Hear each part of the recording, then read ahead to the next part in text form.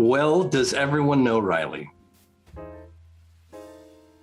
Mostly. Nice thing is I've met all of you in person and spent time with you on the range at some point. So that's cool. So shall we begin? Yeah, let's begin. Question number 1. Who inspires you? And then also, who are and were your role models? Who inspires me? Really excellent question, because it's like, what direction do I go with that? First of all, I would say that those I work with on the range inspire me, because it's awesome to see people putting in the time, putting in the effort, the work, all of that, and see them actually dedicating themselves to a craft. And like that honestly is one of my major motivators, because that's just, I mean, there's no better feeling than spending 4 hours or 8 hours or 2 days with somebody on the range and being a part of their journey in some way, and seeing the satisfaction, especially on their faces as they make, as they have light bulb moments, as they make connections, as they have breakthroughs in skills and whatnot. Like there's nothing better feeling than that.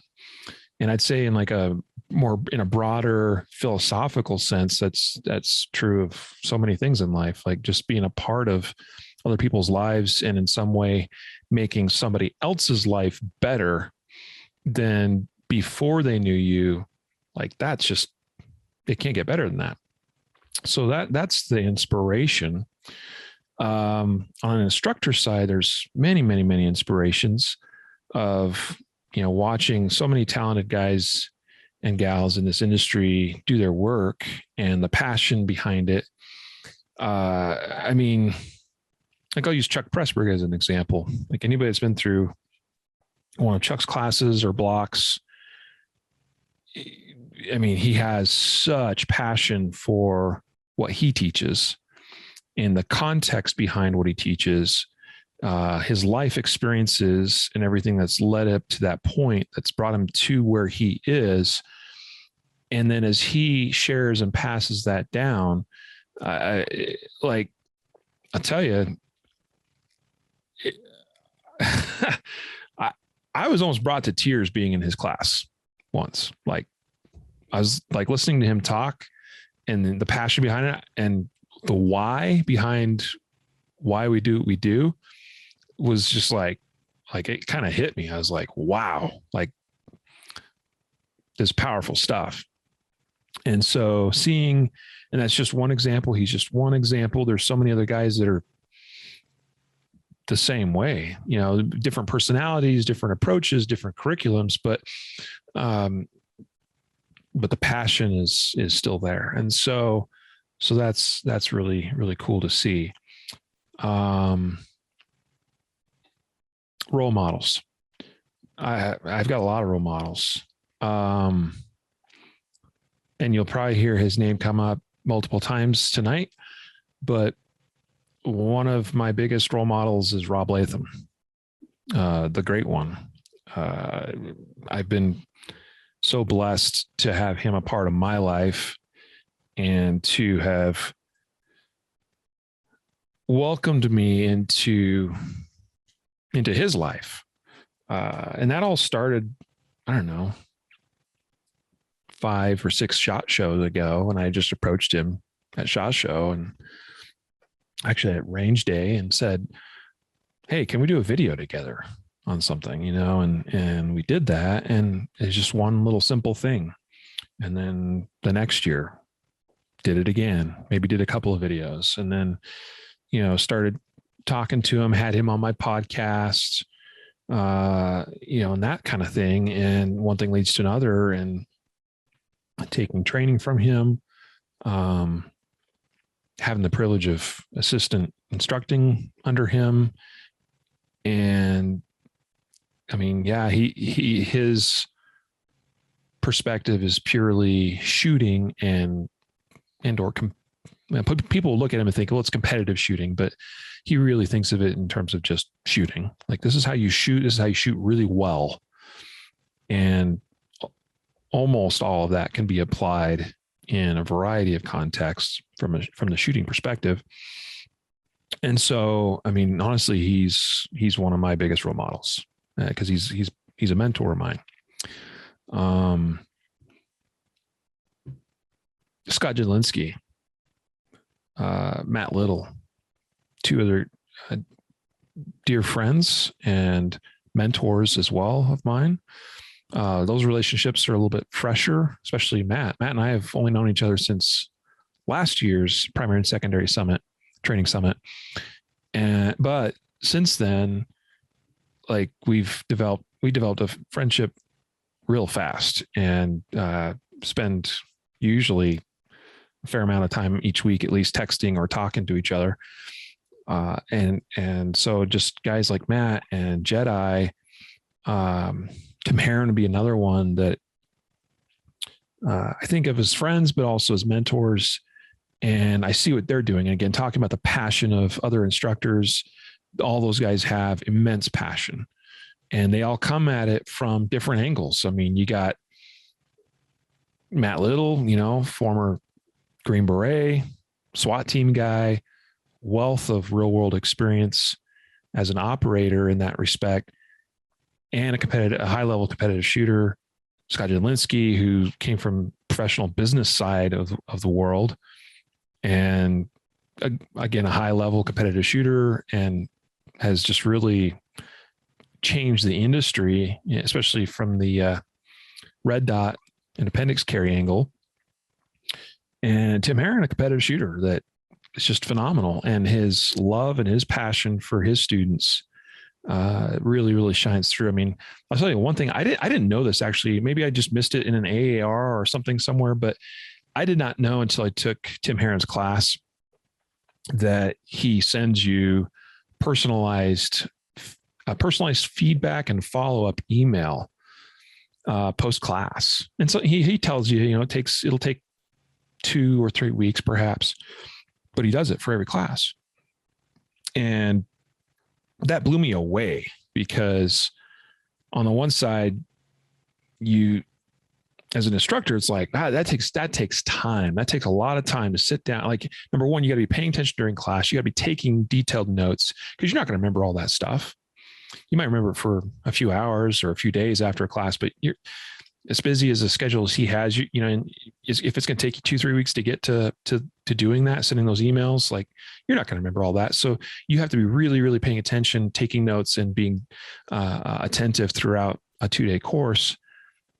And then to compile all that and give you what you need as a follow-up to that class. Like, and that's essentially what it is like, hey, here's, we know we identified that stuff you need to work on.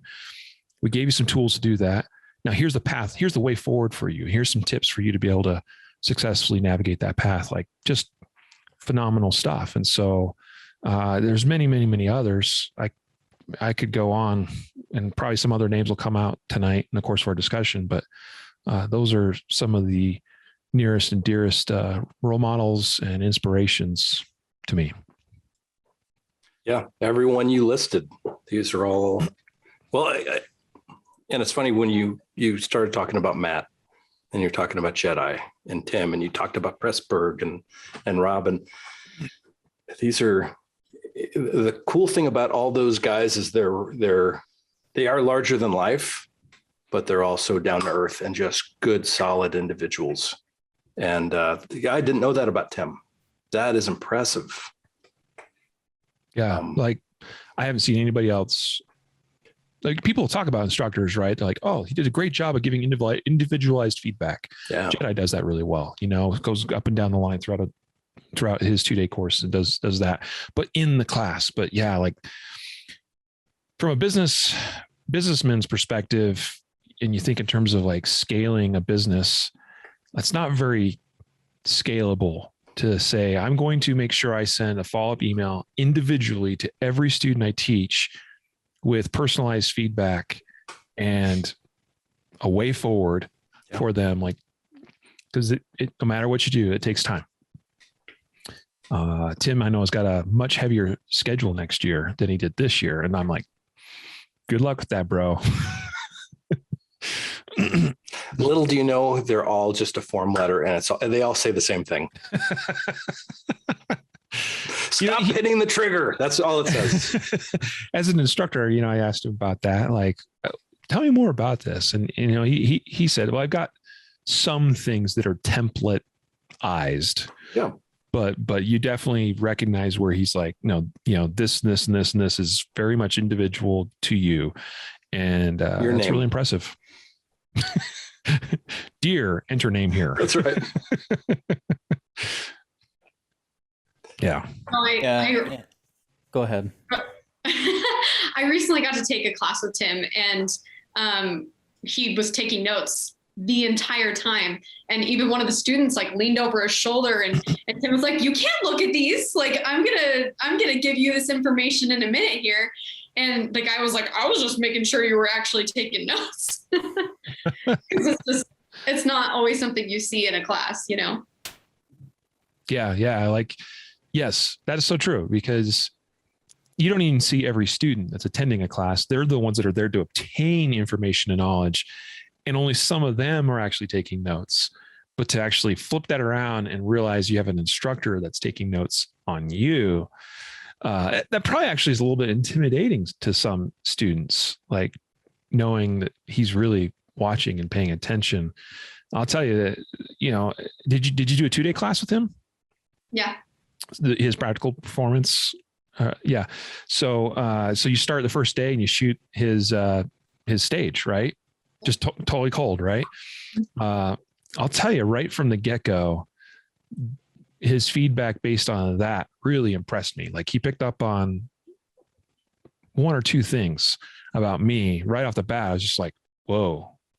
Like, yeah, he's a true professional and a wonderful diagnostician from a lot of different angles. Being able to look at you more from a 30,000 foot view and also like right up in your face, like the intimate details, what you're doing, with your grip, posture, whatever it is, and also being able to look at the whole and your movement and how you're navigating and breaking down a stage and that kind of thing. So really phenomenal.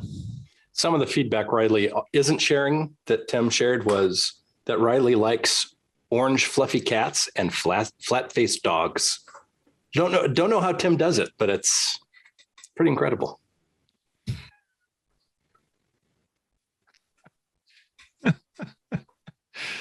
Yeah, you got me spot on. Evan?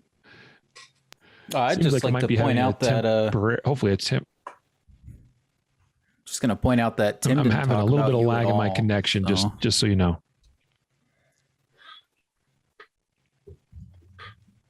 What was that, Evan?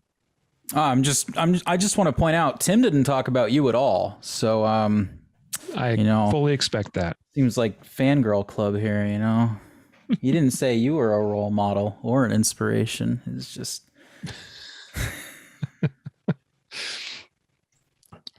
It's all right. It could be a one-way street.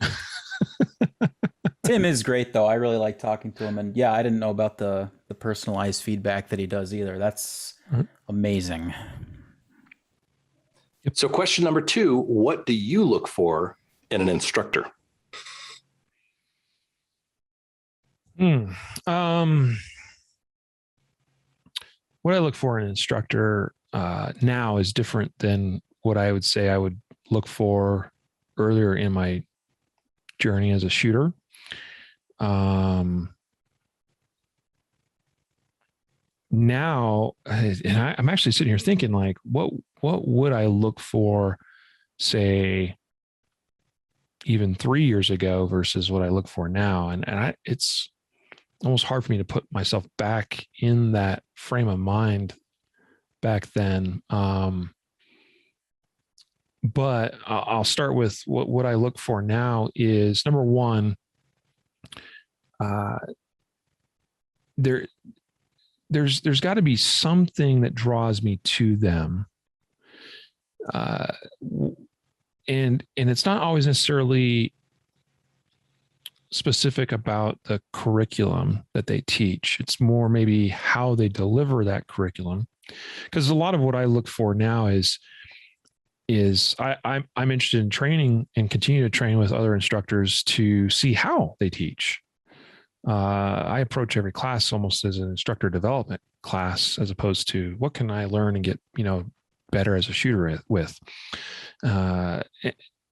Consequently along the way, still even now pick up nuggets and little things about myself as a shooter that's like, oh, I can improve upon this or that with. But so it's stuff like you hear nothing but good feedback on guys like Scott Jedlinski, for instance. And you go and actually take a class with him. And I'll tell you, one of the things that impressed me about his way of teaching is little stuff like how he demos everything that you shoot. And I had never seen it done quite like this, where he demos, what does he refer to it as? Like the class standard, the national standard, and then like a black belt standard, right? And the class standard is let's say it's bill drill. And he's like, I can't remember exactly what number he uses. I don't remember if it's 3 seconds or if it's 4 seconds, but let's just say it's 4 seconds. The class standard is you got to get a bill drill done in 4 seconds or less. Okay. It's probably faster than that he demos it. But anyway, so he'll say, all right, so I'm going to demo that right now. And he'll intentionally demo it at a slower speed. I mean, there's more going on there than that, but like, that's basically the gist of it is like, let's show you what this looks like at this tempo at, meeting this standard. And then he demos it again at the national standard, which would be kind of in that middle range. And then he'll demo it again in the black for, what it takes to pass it at the black belt standard.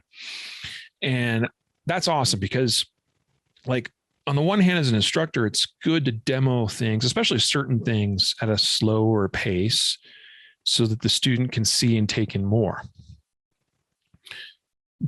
At the same time, you're going to see different things when you demo it at your realistic pace as well. If you only do one or the other, there's going to be stuff that the student misses out on. I also see it as an opportunity to, I'm going to demo it at this pace so you can see more and see what I'm doing, but then do it at this, let's say, black belt pace so we can see what's really possible. And so we can also make the connection that when you actually follow what he teaches, right? As far as the technique and how that leads to efficiency and all of that, like you can see how those techniques work their way into becoming that efficient level or speed of skill. And I found that immensely impactful as an attendee of his class, as an instructor, watching him work his way through that and it was pretty cool to watch, where he's like, maybe the class standard was a 3 second build drill. And he's like, I'm going to do this. And it's going to be between 2.5 and 3 seconds or whatever. Right. And he demos it and it's like 2.85, right where he says it's going to be. And then he's like, now I'm going to demonstrate it at the national standard, and it's going to be between 2 and 2.5. And he'll do a 2.32 or whatever. And then, all right, now I'm going to give you the black belt standard, 1.89, right? And watching that and that progression was surprisingly impactful for me as an instructor. So it's stuff like that. And if ahead of time I catch wind of an instructor that does little things like that pique my interest as a fellow instructor, it's like, I want to see how they work that into their class, or how they work that into their curriculum, how they present that, how they explain that, how they articulate that. And so that's probably more what I look for now.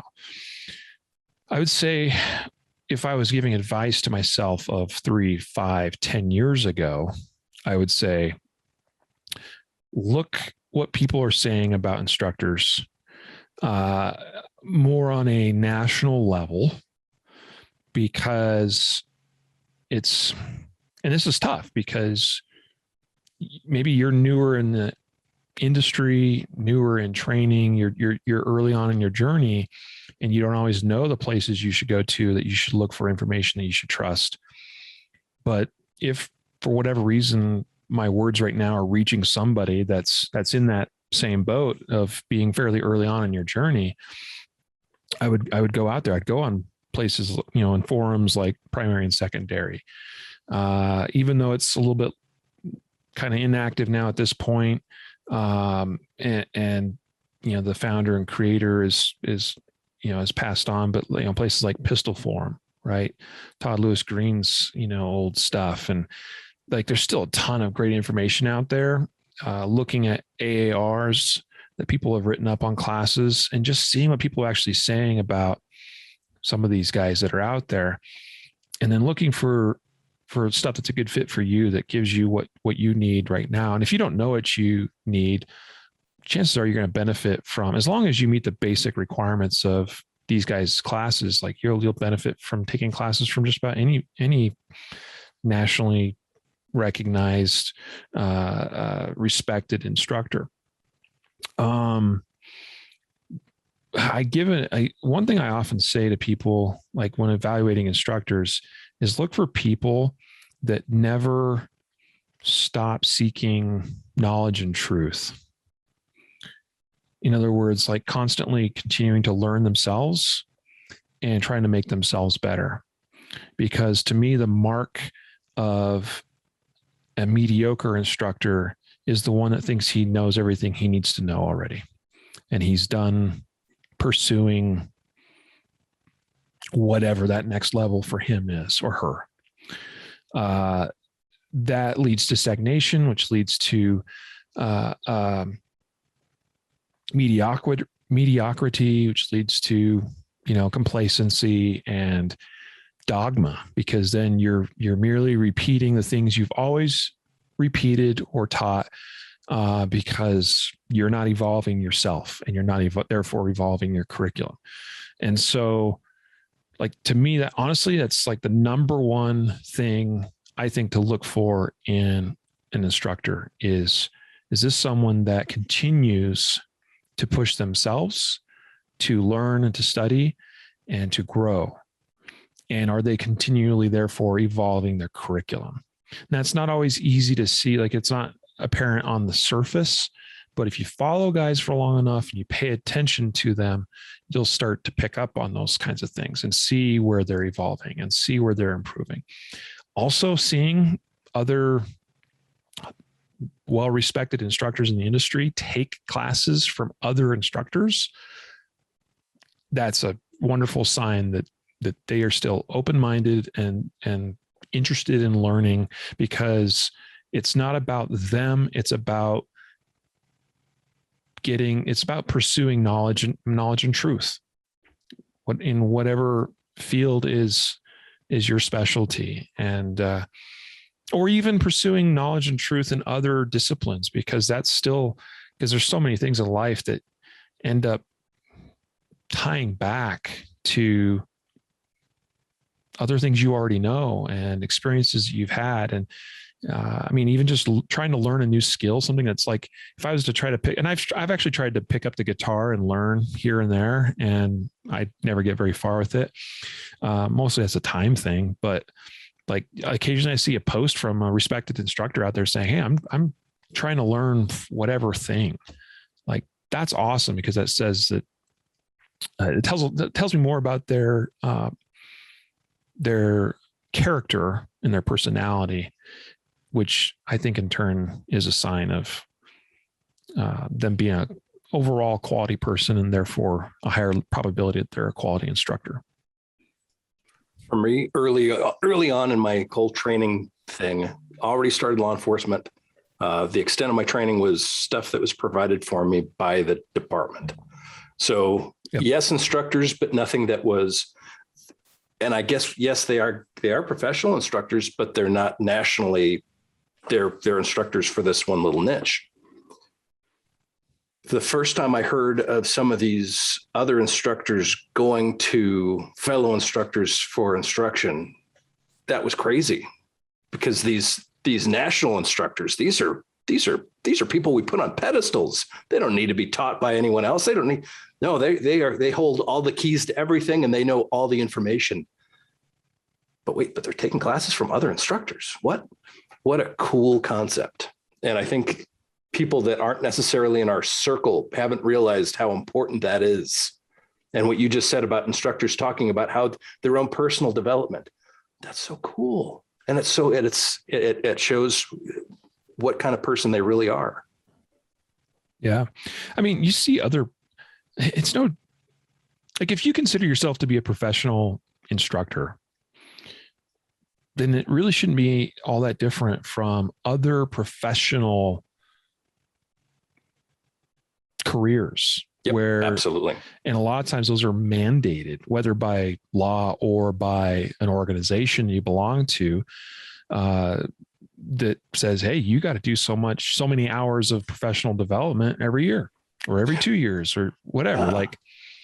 So why, I mean, we see so many, I'm in this Facebook group that's like the professional firearms instructors, whatever group. I can't remember the exact name right now. And every once in a while you see stuff that's just like, what are you doing in here? The attitudes that are readily apparent in a lot of run-of-the-mill NRA instructor types, where they have every single NRA instructor certification, but have gone never beyond that. Yeah. And that is such a tell, as far as like, I'd probably look elsewhere, because that's not saying much. Like, you don't just get the certifications and get all of those certifications. Yes, I can teach NRA muzzleloader and NRA reloading and whatever. Like, okay, fine. But what else have you done as professional development for you as an instructor since then? They're not going to excel. And just like what you just said, anyone that's a professional in any field, there pretty much needs to be continual development. My dad, he is heavy into computers forever. He worked as a consultant.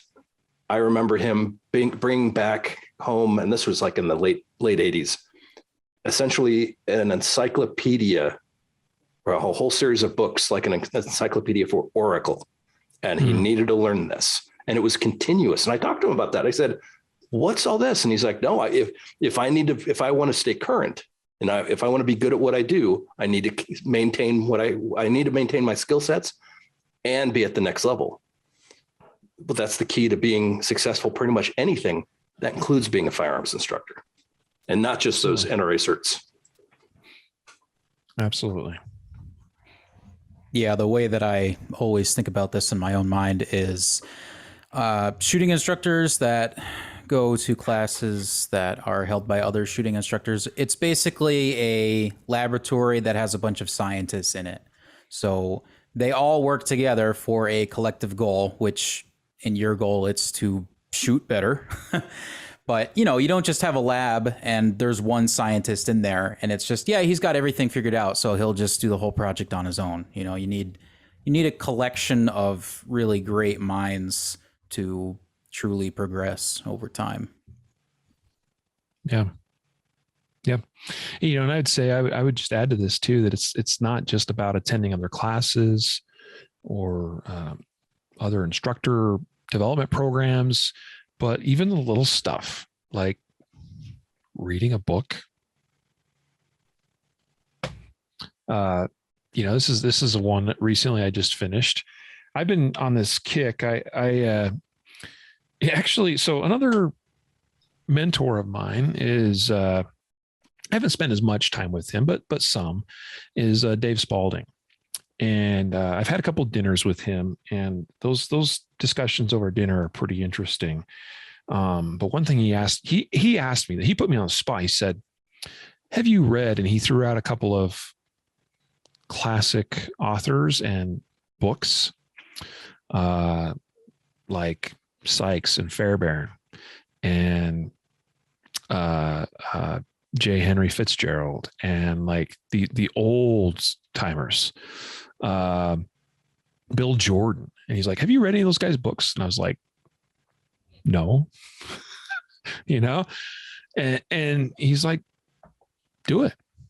Study what other instructors have been doing for the last 100 years or even beyond that. And so I've read a number of those books now, and including right now I'm working my way through Fitzgerald's book that's just titled Shooting, which is, I'll tell you, when I first ordered the book, and I ordered it in paper copy. So a lot of these classic books I'm trying to read in hard paper, like not hard necessarily hardcover, but actual paper form. Because number one, I want to have them as a record, as opposed to just reading some ebook. And some of them aren't really available or as readily available as like ebooks or audiobooks and things like that online. Because I've gotten to where I listen to a ton of books just via audiobook, just as a general practice. And I order up Shooting by J. Henry Fitzgerald, and the thing shows up and it's like this thick. And I'm like, oh, I did not expect that, because there's a ton of books out there that are like 100, 150, 200 pages maybe. And that thing is like 400 or something. And maybe it's 450. It's huge. It's thick. And it's like the Bible of everything they knew about shooting in 1930, and there's some phenomenal stuff in there. You're like, wow, like either stuff it's like they understood that 100 years ago, or no, we're not really doing that anymore. And we understand why, it's so, and what it is, and my journey to kind of go through and explore these, I won't call them ancient texts, but older texts, is sort of to develop a greater understanding and appreciation of where we've come from in the industry and as instructors, and to understand better the whys behind the things we do and the things we teach. And also that's how we started teaching about this or that. And people totally misunderstand it or misconstrue it or whatever, so little stuff like that. So, recently I think it was Greg Elfrid's online talking about surgical speed shooting, Andy Stanford. And this book's not that old, but it's like 20 years old, but it's interesting because 20 years ago, he basically blows up the idea of Weaver stance shooting and says, no, it's more about this modern isosceles, not even like the true isosceles, but more like a modified isosceles stance. And it's like, 20 years ago, I was still reading Guns and Ammo mags talking about, Jeff Cooper and Weaver stance and 1911s and Yaqui holsters and stuff. And like, but there were dudes 20 and 30 years ago that were saying that isn't the way anymore. And it's just cool to see and start to understand some of the historical context more. And I think that's another opportunity that probably most instructors don't take advantage of, is getting the historical context for where they came from.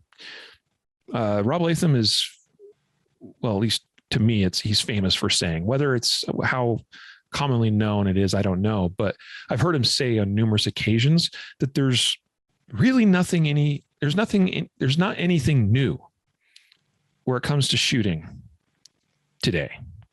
Like it's all been, and by the way, I think that's a bit of I'm always careful to not say things, with always or never, or there's not, or there 100% certainly is, like those absolute statements, I think we have to be careful with, so I won't go so far as to say that there isn't something new that we could possibly discover. However, I don't think he's far off the mark, if he is at all, in saying that pretty much everything has been done or tried or taught or discovered or experimented with at some time or another. And a lot of it, at least that we know and understand and do today, was experimented with and learned by him and Brian Enos, experimenting in the early 80s, trying to figure out how to become the best in the world. And they didn't have the resources like we have today. And it's fascinating having conversations with guys like him that you say something, he's like, oh yeah, we messed with that 30 years ago, 40 years ago. And you're like, oh, really? Like, that's not new? And he's like, there's nothing new, kind of thing. And so then you start going back and digging, back through the words of, Bill Jordan and, guys from 50, 60, 70, 80 years ago. And you start like, oh, wow, like we really did know this or that back then. And either we as an industry have somehow forgotten that, or we've not appreciated it enough, or recognized the wisdom that was already, the knowledge that we already gathered. And so anyway, that's something I've been on as a kick the last year plus, really. Just as I'm able to time, it varies from month to month, but as I have time, I've been reading these books, these older books, and it's been a really interesting and fun journey. Well, probably one of the reasons why not a lot of people do that is because, and this is a legitimate perspective that I'm like, this is my honest perspective on this. I feel that they want to reinvent the wheel and try to get credit from those that don't know better. So we already have, just like you said, so many awesome resources. How many people that follow this kind of stuff, that have this as their hobby, don't have the background to understand, yeah, we've been there, we've done that, we've already discovered this. So we can have some YouTuber go, oh, look at this. This is a brand new magazine fed pistol. And yeah, dude, we've had them. Like, but instant cred, instant popularity, clicks, money. But if we're going to be honest, yeah, there's some great resources out there, and we can learn from mistakes of others. We can learn from insights from others, and even those insights from a long time ago. Yep. Yeah. So, question for you, because that's what we're doing. What inspired you to become an instructor? I'll be honest and forthright. In the beginning, I attended a state mandated concealed carry class to get a permit so I could carry concealed. And I remember sitting throughout that class and thinking, wow, this is really simple and in some ways dumb. And like, I felt like I could probably teach that same curriculum, but do it better. And so I went through that class, and quite literally that night was looking up online what it would take to become an instructor to teach concealed carry classes. And so I started doing that at this point, probably 12 years ago, 11 years ago, somewhere around that time frame. And so I started teaching concealed carry classes, and I went through the same common pathway that other instructors that do that would, NRA instructor. In fact, in the state of Colorado where I live, that's the only thing you can do that the state, well, that's not true. LE post certification as an instructor or NRA. There's not anything else that you can do. So not a range master class, not a USCCA instructor class, none of that. It's literally LE or NRA. So becoming an NRA instructor, basic pistol instructor, I remember going through that experience and being like, oh, wow, like, oh, this is unreal. And the funny thing is, I look back then, like I didn't know jack squat then compared to what I know now, but I still was leaps and bounds ahead of where some of my fellow instructors were. And that was the first eye-opening experience of just how low the bar is for a basic pistol NRA instructor. And like some dude or gal picks up a gun for their first time this next week, and 3 weeks later is like, this is fun. And I'm a good teacher because I teach other things, and like, I'm going to become a firearms instructor. And guess what? 1 month later, they're a firearms instructor and they've been shooting for 2 months. And anyway, so I went through all that, and it was enlightening in a variety of respects. Started teaching classes, and a lot of that. So in my history as a concealed carry instructor, I've taught thousands of students, because part of that here in Colorado, especially, we had the Aurora Theater shooting.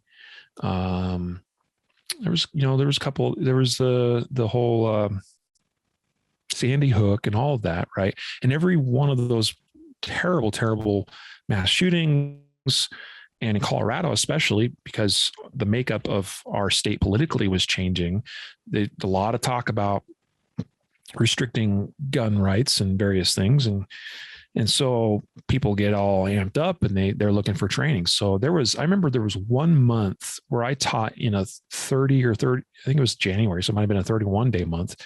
Out of 31 days, I taught like 20 or 21 of those days in concealed carry classes. It was dang near every day. And they were full. It was like max capacity every class. So there was a heyday there for a while here in Colorado, especially. So I got very good at delivering that curriculum, and it was a very basic curriculum. And I will say that I was one of those simple-minded but well-meaning and well-intentioned NRA level instructors that did that for a good while. Now, shortly after that, I also got into law enforcement in a reserve capacity. And it was actually a Sunday night, I got a call from one of my supervisors saying, "Hey, we had a spot open up in an LE post, actually patrol rifle instructor course. Starts tomorrow morning, bright and early, 7 a.m. We need somebody to fill that spot. You want to go?" I was like, okay.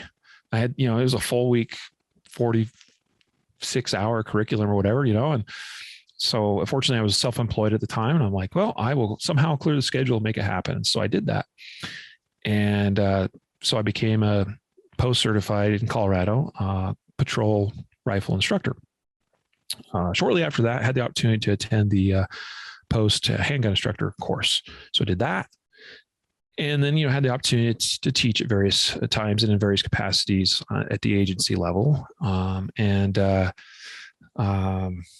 Started, that actually started opening my mind to more stuff outside of NRA and concealed carry classes and so forth.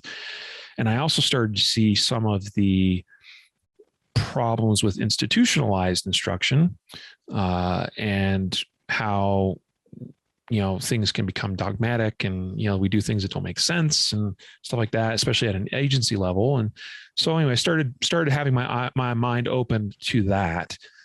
And then finally, really the last 5 years for me has been one of significant discovery for me personally, as a shooter and also as an instructor. And I've sort of totally rewritten and reprogrammed my brain on 98% of all the stuff I did previously.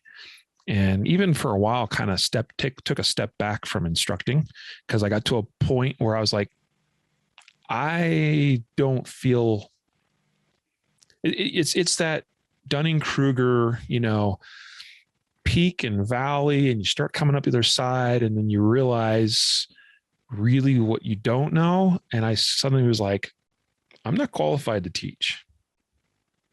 And I kind of stepped back from things for a while until I sort of got, myself righted about. And so, anyway, so that's a little bit about my history, and kind of that honestly, that was literally what inspired me to first do it. Was this is kind of basic and silly and dumb, and I think I can do it better. And it's been quite a journey ever since then. Amen. Especially on the agency level. Yeah. And I would agree with it from the we'll call it the concealed carry class level or the beginner level, I mean, the bar set for that is just abysmally low, and it's kind of concerning. So it's inspiring to hear you say that's what really kind of pushed you in the direction of becoming an instructor. Yeah. Talking about that bar, that's one of the problems and challenges with arbitrary standards, whether on an agency level or a state mandated level, a concealed carry permit, for instance, or a license to carry or whatever, right? And I understand how this happens, because somewhere along the way, somebody decides that, hey, having a standard it sounds like it's an important thing or a good thing to have. And we recognize standards are important to have, but on a big, large scale, widespread governmental, state, sometimes agency level, actually most of the times at an agency level, like that's a hard thing to do, because if we're really honest with ourselves, we want to set the standards up here, but that will keep so many out of, as far as from meeting those standards, that we won't have anybody to fill those positions, or we won't have anybody that's able to qualify and get a permit in the first place. And that's a problem from first of all, I'll go on the record as saying that I think state mandated levels of training for concealed carry and concealed carry permits, I think are dumb and unconstitutional in the first place. I think constitutional carry should be the law of the land. And people, and you get into those conversations with people that are like, hey, I'm a Second Amendment supporter. I believe in Second Amendment, but I also think we should have training standards, or we should have permits or whatever. Those people are out there, and by and large, there's a lot of them that are totally okay and supportive of permits and permit processes and training standards and so forth.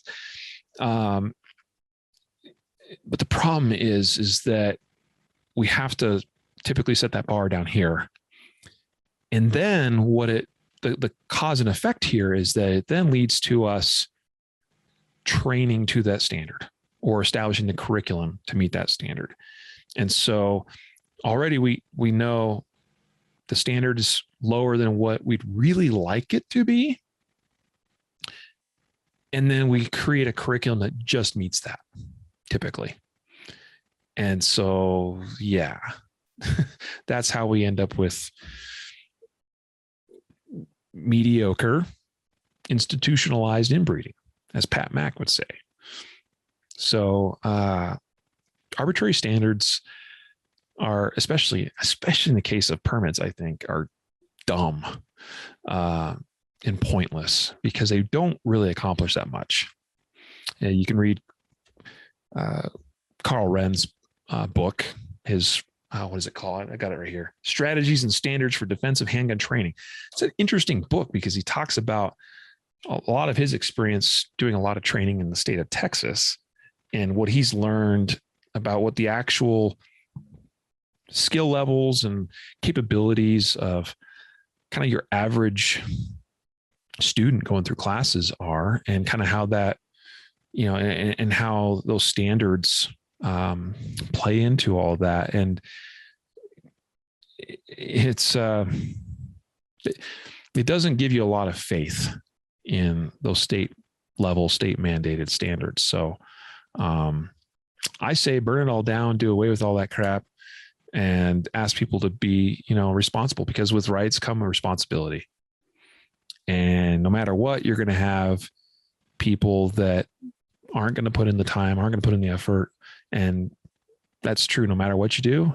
And I think that the danger is if we create the standard here and people go, oh, I meet the standard, and then they don't go any further. Because, hey, I've met the standard. Why would I go beyond that?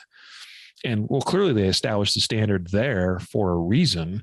That must mean that is all I need to be qualified to carry a gun. Far from it. But we trick ourselves into thinking that those two things are equal.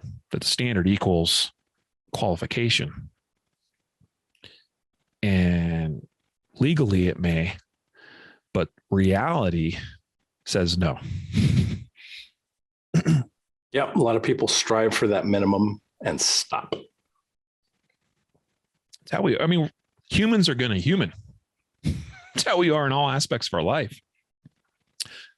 I want to do just enough to pass, to make it through high school. Or maybe I want to do just enough to get straight A's in high school. You're not going to do more than that. And the few that do, those are the total outliers, right? So then I'm going to do just enough to get through college. I'm going to do just enough to perform well at my job, to not get fired. Or maybe you go a little bit beyond that and say, I'm going to do just enough so I get my yearly advancements or pay raises, right? Because humans going to human, man.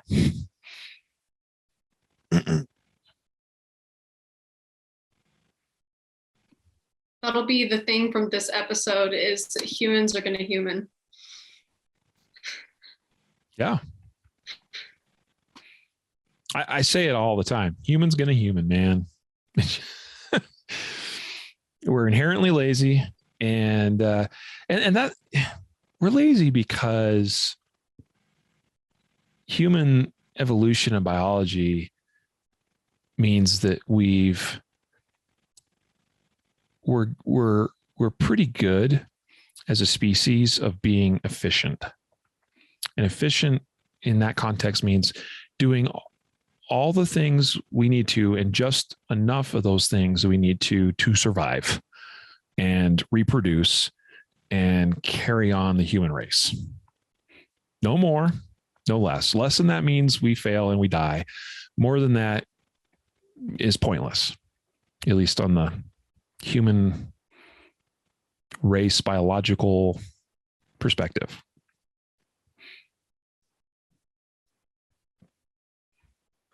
So what do you consider to be your specialty, and how are you different than other instructors?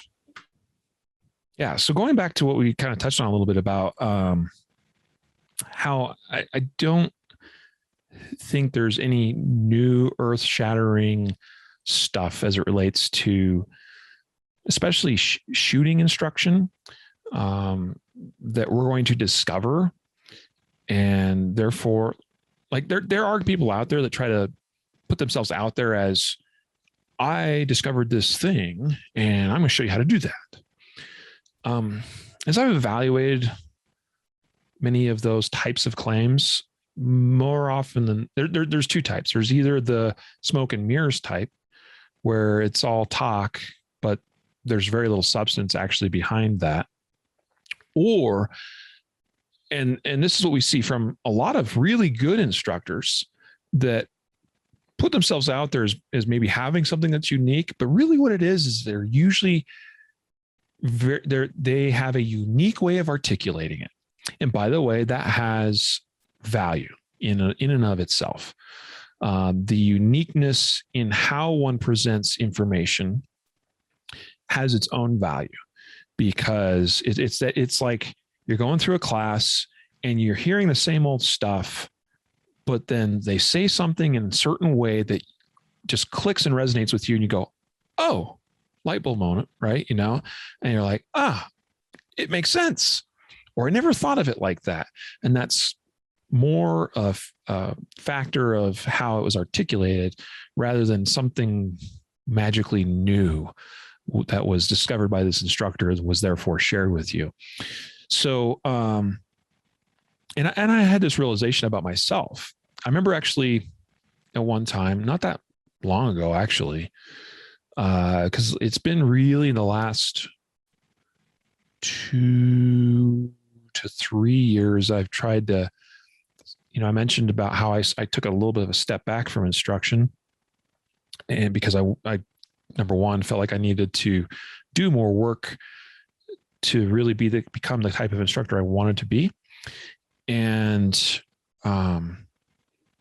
part of that was, I remember thinking, what do I have to offer that is unique enough to share as an instructor? Like, if I want to be an instructor, there's got to be something there that there's got to be something that makes me different than, say, a Tim Herron or a Jedi or a Matt Little or Bill Blowers or whatever, right? Because otherwise, like, I would just say, well, go train with that guy, you know? And so I remember actually thinking about this very thing. What could I teach, or in what way could I teach something that would make it worthwhile enough for me to say, to put myself out there and, you know, hang that sign out, you know, to say, hey, classes, come train with me, you know? So, this very question, Matt, is something I literally went through in my own journey, I guess, in my own thinking. So, what I started doing, it's kind of like the question that any good old like inventor or marketer would ask. And it's sort of like what problem do people have, or problems? And then what can I do or create, you know, because that's the demand, right? There's a problem. So then what can I put together that helps solve that problem? And so I started paying a little bit more attention to the ongoings of the industry, of the training industry, and looking at what everybody teaches and familiarizing myself more and more with what everybody was teaching. And then that sort of started creating the, you know, sort of like a look for the hole that needs to be filled. And then that created its own solution. So the one thing that I recognized, and partly that's because I did not discover some of this myself until fairly late in my own shooting journey. And a lot of that had to do with the visual aspects of shooting. Vision's really tricky because the only person that knows how I see and perceive things is me. And Matt's different, and Tess's different, and Evan's different. And like, I can't put myself in your brain and see what you see or see how you perceive the world. It's also difficult to talk about and explain and articulate how you see things versus how I see things. And the thing is with shooting is like, vision is everything in terms of, really, we have a 3-part equation. It's, in the words of the great Rob Latham, you know, the secrets to shooting are grip the gun really, he says it this way: grip the gun really tight, aim it at the target, and press the trigger without moving it. Right. And there's a couple, you know, some people will articulate it a little bit differently, but that's the general gist of it. So it's like, okay, grip. Well, we can talk about grip over the span of 2 hours and can, you know, help a person rebuild their grip and show them proper ways and principles behind, you know, the right way or the better way, or the multitude of actually ways that we can grip a pistol successfully. We could talk about trigger and how to hold everything still while we manipulate that trigger. That's the third component. But aiming the gun at the target, and that's a part of us as instructors, part of the industry gives it lip service. You know, it's like, well, hey, look, front sight, rear sight.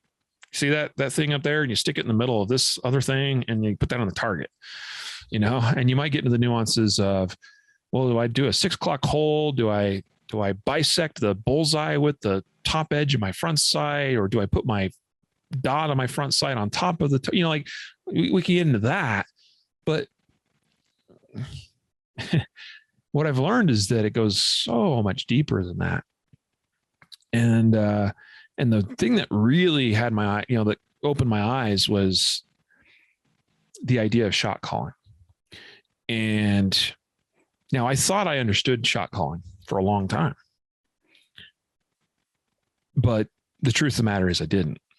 And I would say, especially at speed, I did not understand how to really call shots very well. And truthfully, that is kind of the progression of things. Like you need to first kind of learn how to call your shots at a slower speed. Like take one shot at a time, right? And try to figure out what's going on there before you. It is a little bit of a crawl, walk, run sort of thing. You're not just going to wake up one day and suddenly, have the secrets to being able to burn down a bill drill in sub 2 seconds and see your sights for all 6 of those shots at 17, 18 splits and know where all those rounds are going as you're firing them. Like that's not going to happen overnight. So that was, and the other, and here's honestly to, and I tend to get a little bit long-winded, so I apologize for that. But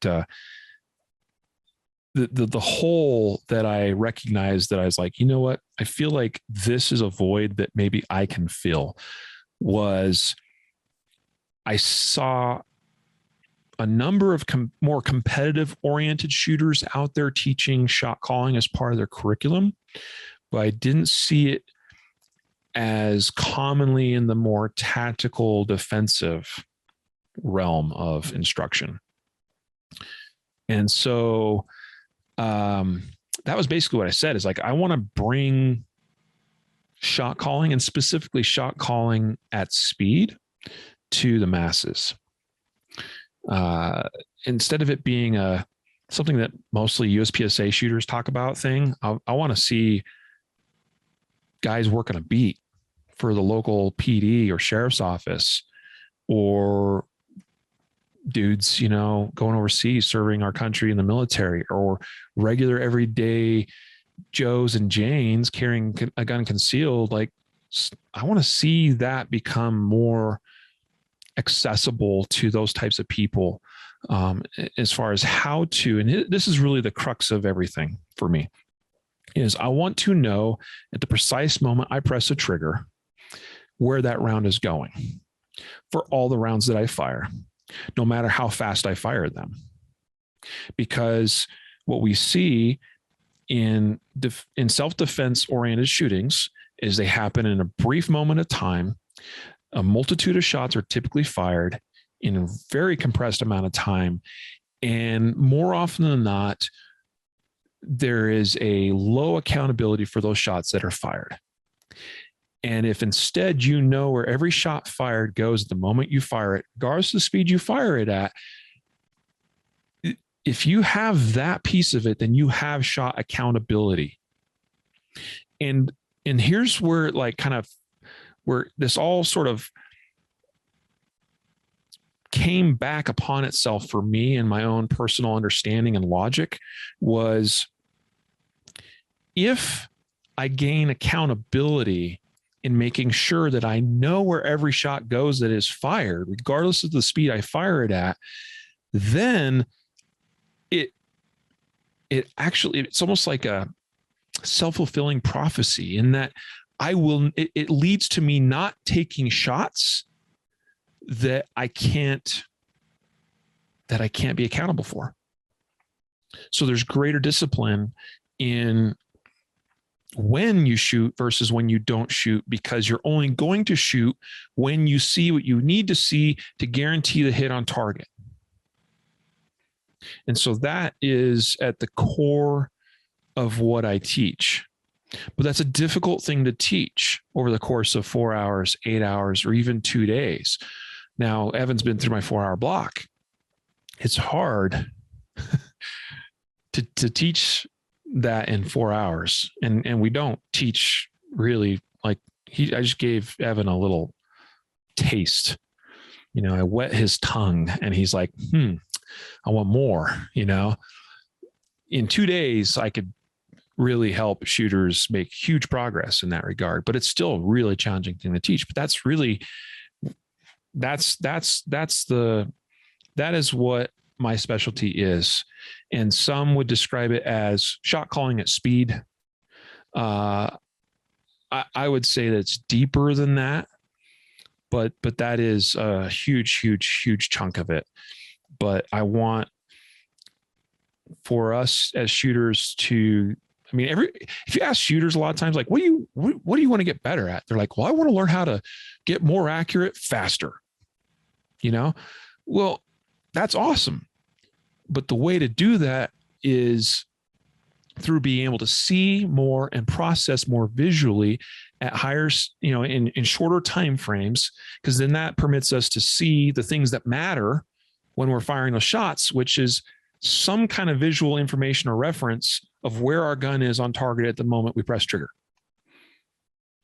And so, yeah, that's, I think I've touched on that well enough, but, and certainly if you have any questions or want me to expound on something, but that's where I'm at today in terms of what I believe I have to present or offer to the marketplace, to the industry, is show people how to do that better.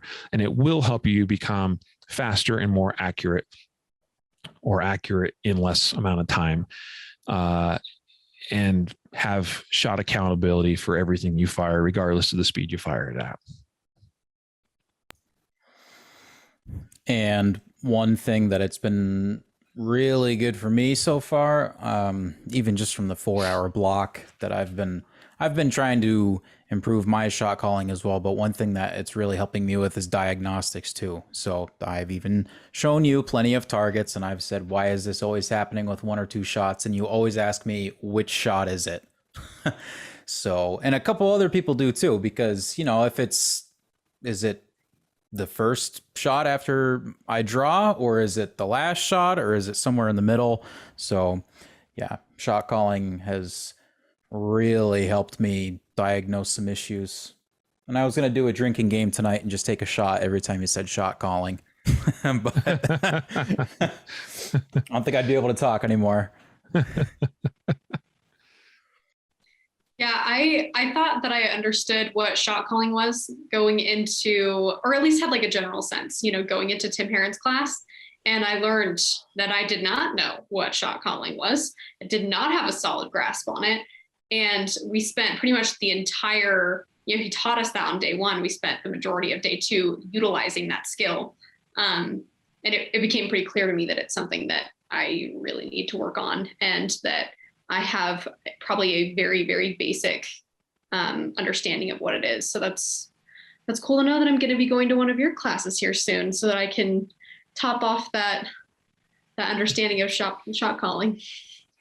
Yeah. And, with everything that Tim teaches, you've got a fantastic foundation it's awesome. I didn't know you went through Tim's class, so I must've missed that somewhere in the online news, but that pumps me up, because like you've got this, that you got a foundation we can continue to build upon.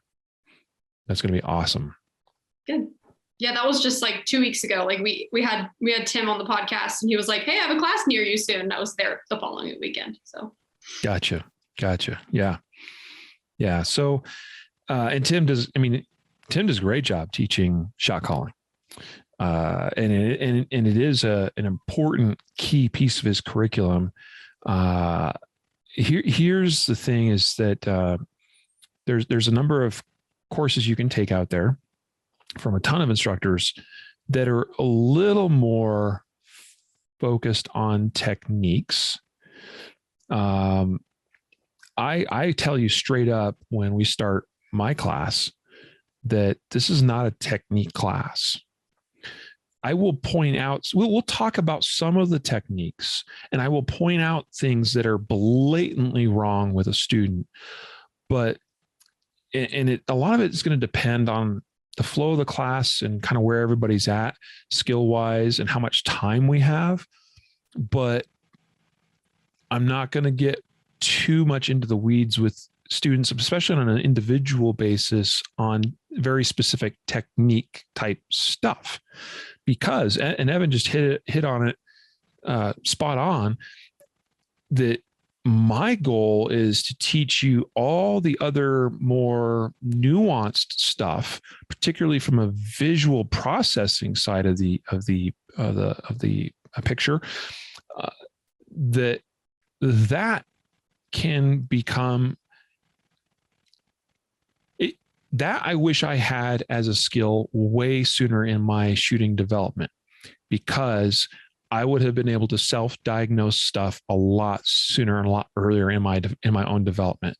And I say this line or this phrase in every class I teach, that by learning this visual processing side of things at a much deeper level will give you the tools you need to discover your own best technique or techniques.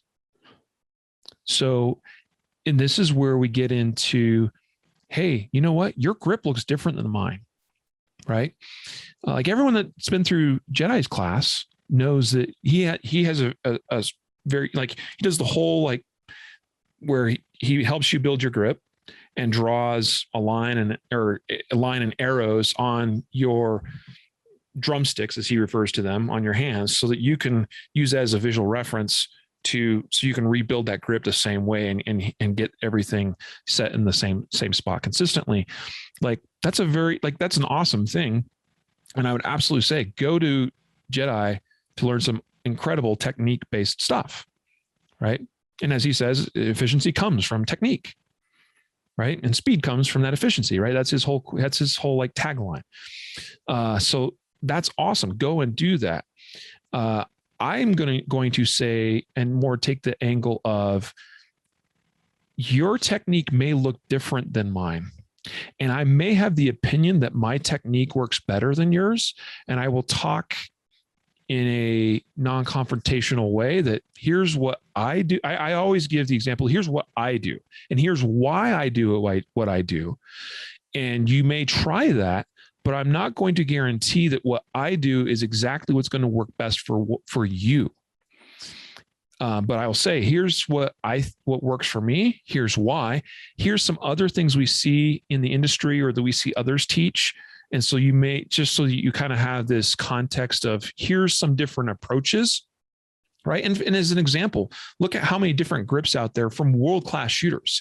You got Bob Fogel on the extreme end of things that has his support hand, wrist, and hand contorted and canted forward so aggressively that I don't even know how it's physically possible, but his hands and his wrists and even the size of his hands are freakishly, way different than mine. And what he does with grip is way different than what I do. And you got guys like Ben Stager, again, a multiple time world and national champion that has a lot more neutral grip approach. And I've been all up and down that road, from trying to do what Bob Vogel does, or at least as close as I could to that. I've experimented with all of that stuff grip wise. I've tried all of that, because for me, grip was a huge focus of mine for a good, probably longer than I needed it to. And I've come back to where I've got a lot more of a neutral grip angle in terms of my wrists and my hands. Now, how did I settle on that specific technique for me? Well, it's two things. Number one, it's actually measuring data, because we can't overlook that. And that's why we have shooting standards in my curriculum, because performing to a certain standard and capturing data and evaluating that data is important.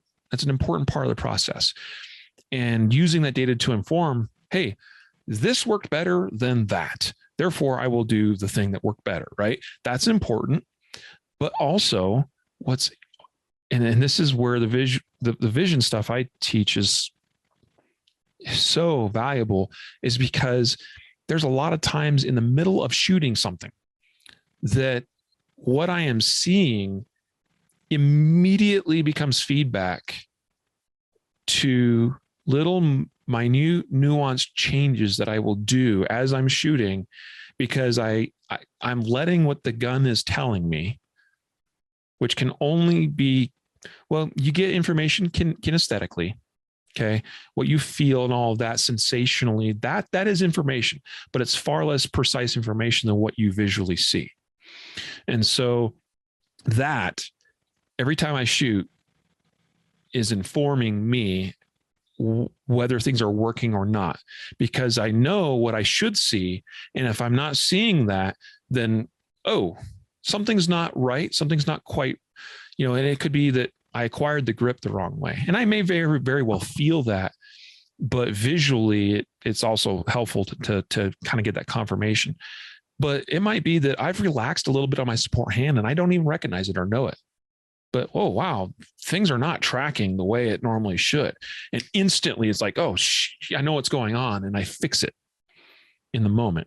In the course of a less than 2-second build drill, that happens all the time for me, where it's like shot 1, shot 2, whoa, that's not good, and quickly the fix is implemented in between shot 2 and 3, or between shot 3 and 4, and then you get right back on track.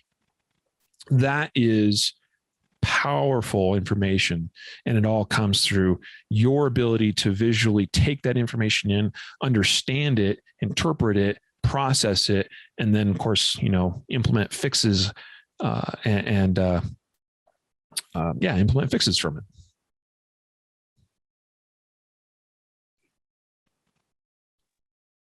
So then at what point did you find your ability was good enough to teach it? That is a really, really good question.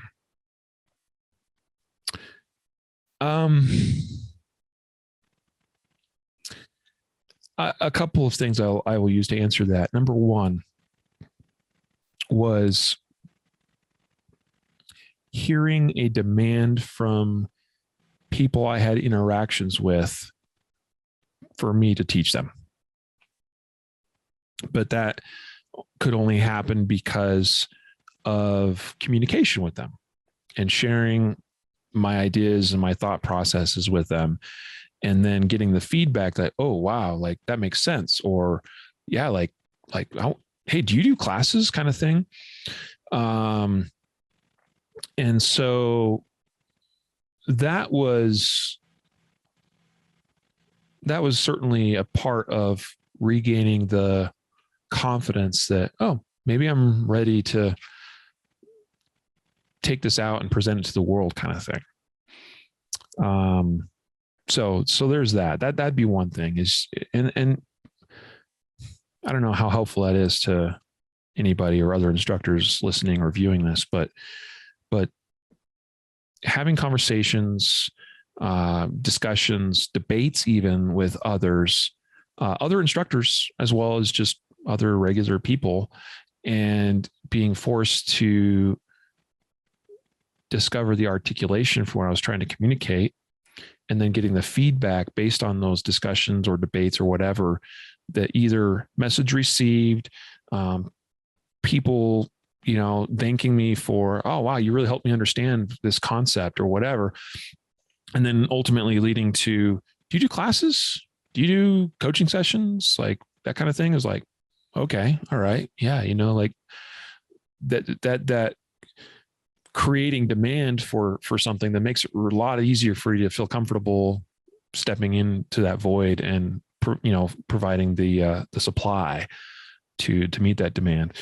The other thing was kind of what I was just saying, was going through this, I'd say rigorous process of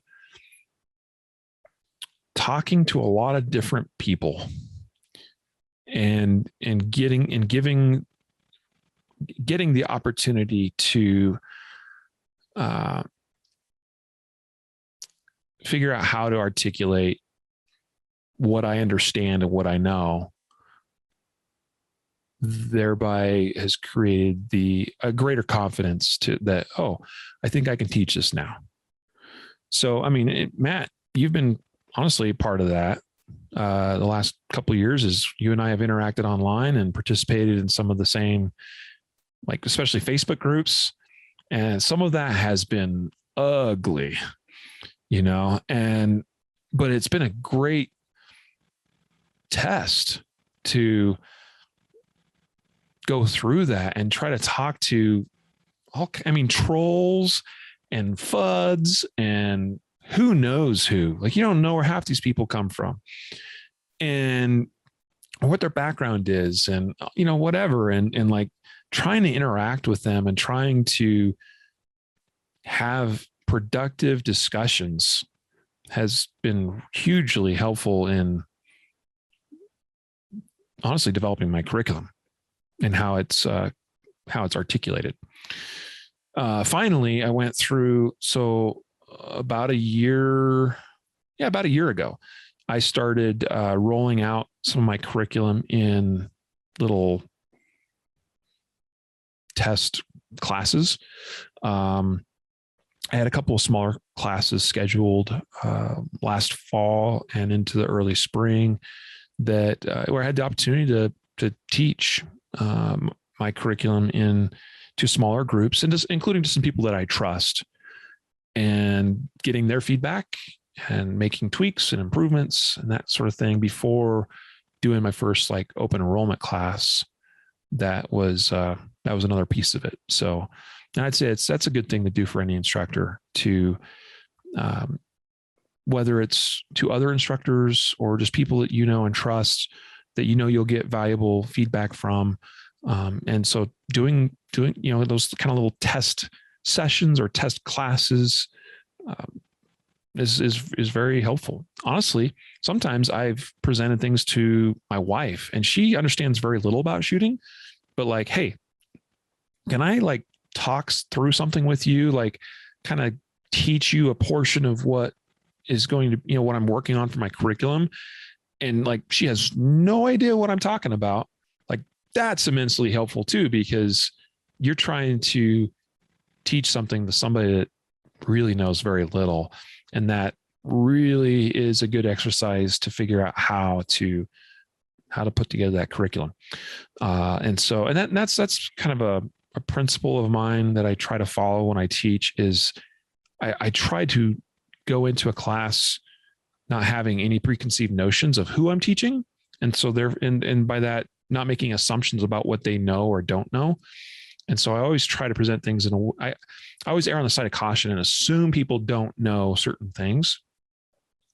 And in some respects that may be a little bit of a drawback at times, especially for some more experienced shooters that may come through my classes, because some of that may seem a little bit overly simple for them because they already understand it.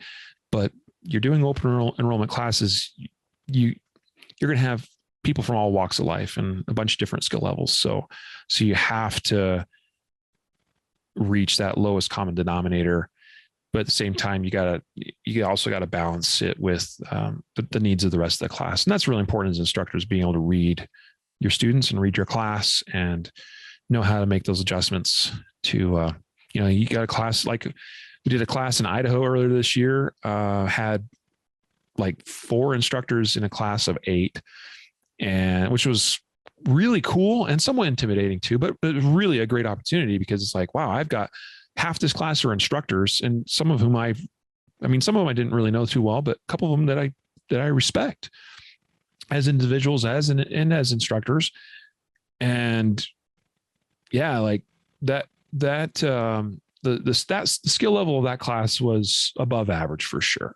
So being able to adapt to that's important, just as it is making sure we don't make assumptions about what people know, and making sure we don't talk over their heads. So all of that to say that's as I revamped myself in my instruction and then my curriculum, those were a couple of the things that I think helped me get to a place where it's like, yep, I think I'm ready to teach this now. Well, using your wife as a guinea pig is a wonderful opportunity. And you even just said, yeah, she is not that much into it. The ability to teach people at whatever level is important. Yeah. And you get some really interesting feedback that way. Stuff that you wouldn't get otherwise. Questions that just come from nowhere. And you're like, wow, I did not think of that. And it just prepares you to be a lot better balanced and well-rounded as an instructor. I also think it would be, in my opinion, it would be easier for me to start at a lower level and assume that people don't know and then work up versus going backwards. Yes, absolutely. Yeah. I can definitely- Go ahead. Go ahead. I was just gonna say briefly, like I can definitely see how that approach like would be really beneficial for the vast majority of students, but I could also see how that could be I don't know that the right word is frustrating, but like difficult for the, like higher level students that you have. Yeah. Yeah. Yeah, that is part of why in my open enrollment classes, you'll see it on my website. Like I have what do we call that? Like a prerequisite of sorts. I list like you should be able to do X, Y, and Z as a shooter before you come to my class. Because if you don't or can't, then we're going to struggle. I'm going to struggle because it's going to be harder for me to make sure I'm teaching to everybody in the class in an effective manner. And it's going to be difficult for the person that is out of their league because they're just not ready. Right. So, I do ask that people, meet that kind of that basic level of skill or performance before they come. It's just going to make and help everybody, because and that's the other thing is, although I enjoy working with brand new shooters, I enjoy working with shooters of all types. I am at a, how do I word this? There's plenty of wonderful instructors out there that are far better suited, I feel, to teach brand new shooters. And I'm more interested in taking those that have sort of this base level knowledge and they kind of don't know where to go next. Like I would rather work with you. And I feel like I can do more good that way. So like, again, there's many wonderful instructors out there that can help that first time gun owner or whatever, so do that and then come see me.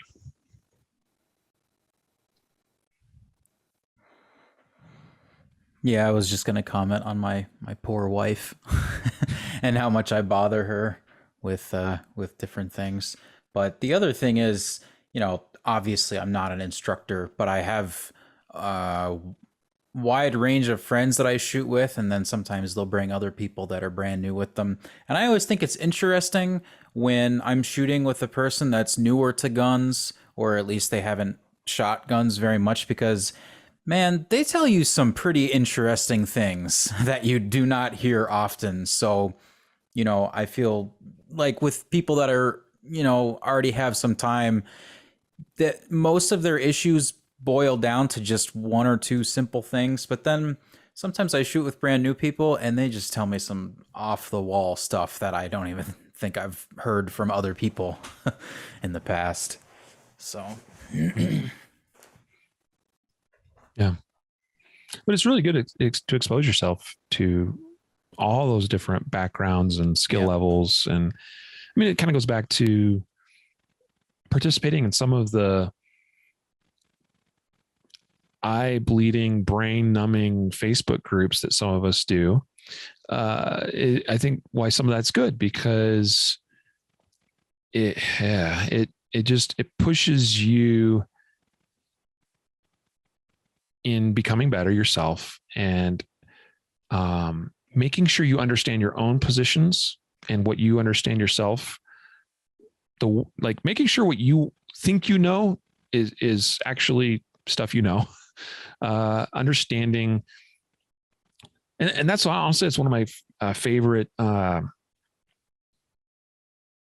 mental exercises is putting myself in check and asking myself the question, this thing that I think I know, is that really the case? And some of that goes back to in high school, I actually did Lincoln Douglas debate. And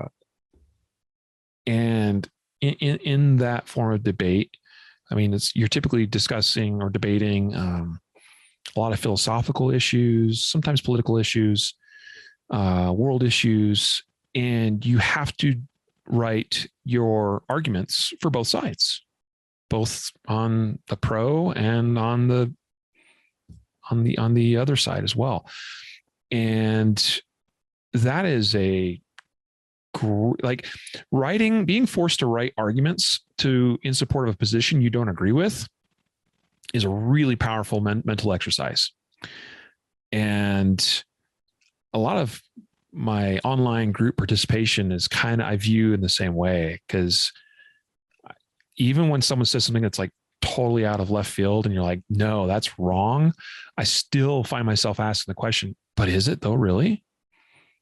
And then you if you actually try to support what that person is saying that you're convinced is wrong, and then in fact they are wrong or whatever, or at least partially wrong, like as you try to work your way through trying to prove that point that you don't agree with, you often will end up back where you are, with greater understanding and greater confidence in what you actually know. And so, yeah, like what you're saying, Evan, shooting with a variety of different people, exposing yourself to different attitudes, ideas, skill levels. All of that it goes back to what I said earlier in the podcast here about never stopping pursuing knowledge and truth. And to do that, I think effectively, we have to be critical thinkers. And critical thinkers means that we are asking the tough questions, and we're challenging ourselves on what we actually think we know, and we're doing the same with other positions as well. And that's critical thinking.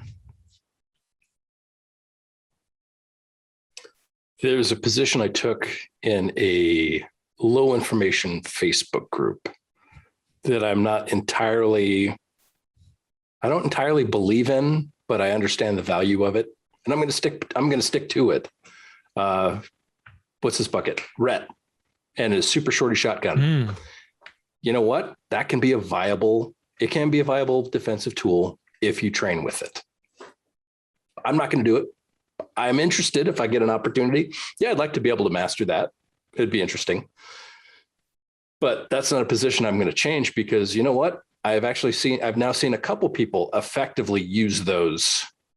Yeah, it can be effective, and it's not going to be popular, and people are going to go, oh no, wait, a stock shotgun. Yeah, stock shotgun. It's going to be better for most people. Not everyone also has that ability or has that option. But yeah. That's a great example. Yeah. Because you're right. Like that was blowing up the interwebs a couple of weeks ago. And I love stuff like that, because it's like, because on the one hand, you're like, well, clearly it can be done and it can be done effectively. And you're like, look how he got 4 shots on whatever target at whatever distance and whatever amount of time using a ridiculous platform. And it is ridiculous. Absolutely. Yeah. But he's able to do it, and other people can do it as well and repeat it and replicate. And that's very telling is when, it's like, well, he might just be a freak, like Bob Vogel's a freak and some of the stuff he could do. Right. But if other people could duplicate it, then, oh, okay, now we're on to something here. We can always then have the debate of, well, what's really the purpose that we're trying to achieve here? What's the end goal? Is it really that useful? What context is it appropriate for, et cetera, et cetera? All of that is appropriate to ask and to debate. But with so many things, people are so quick to dismiss them without actually recognizing the value that is there. And sometimes it's like, well, maybe that's not a technique or a thing for me. But man, sometimes there are some real diamonds in the rough and some nuggets that you go, if that works for that, then whatever technique thing or this or that might also be beneficial in what I already do. So yeah, be open-minded. Like that's a huge one.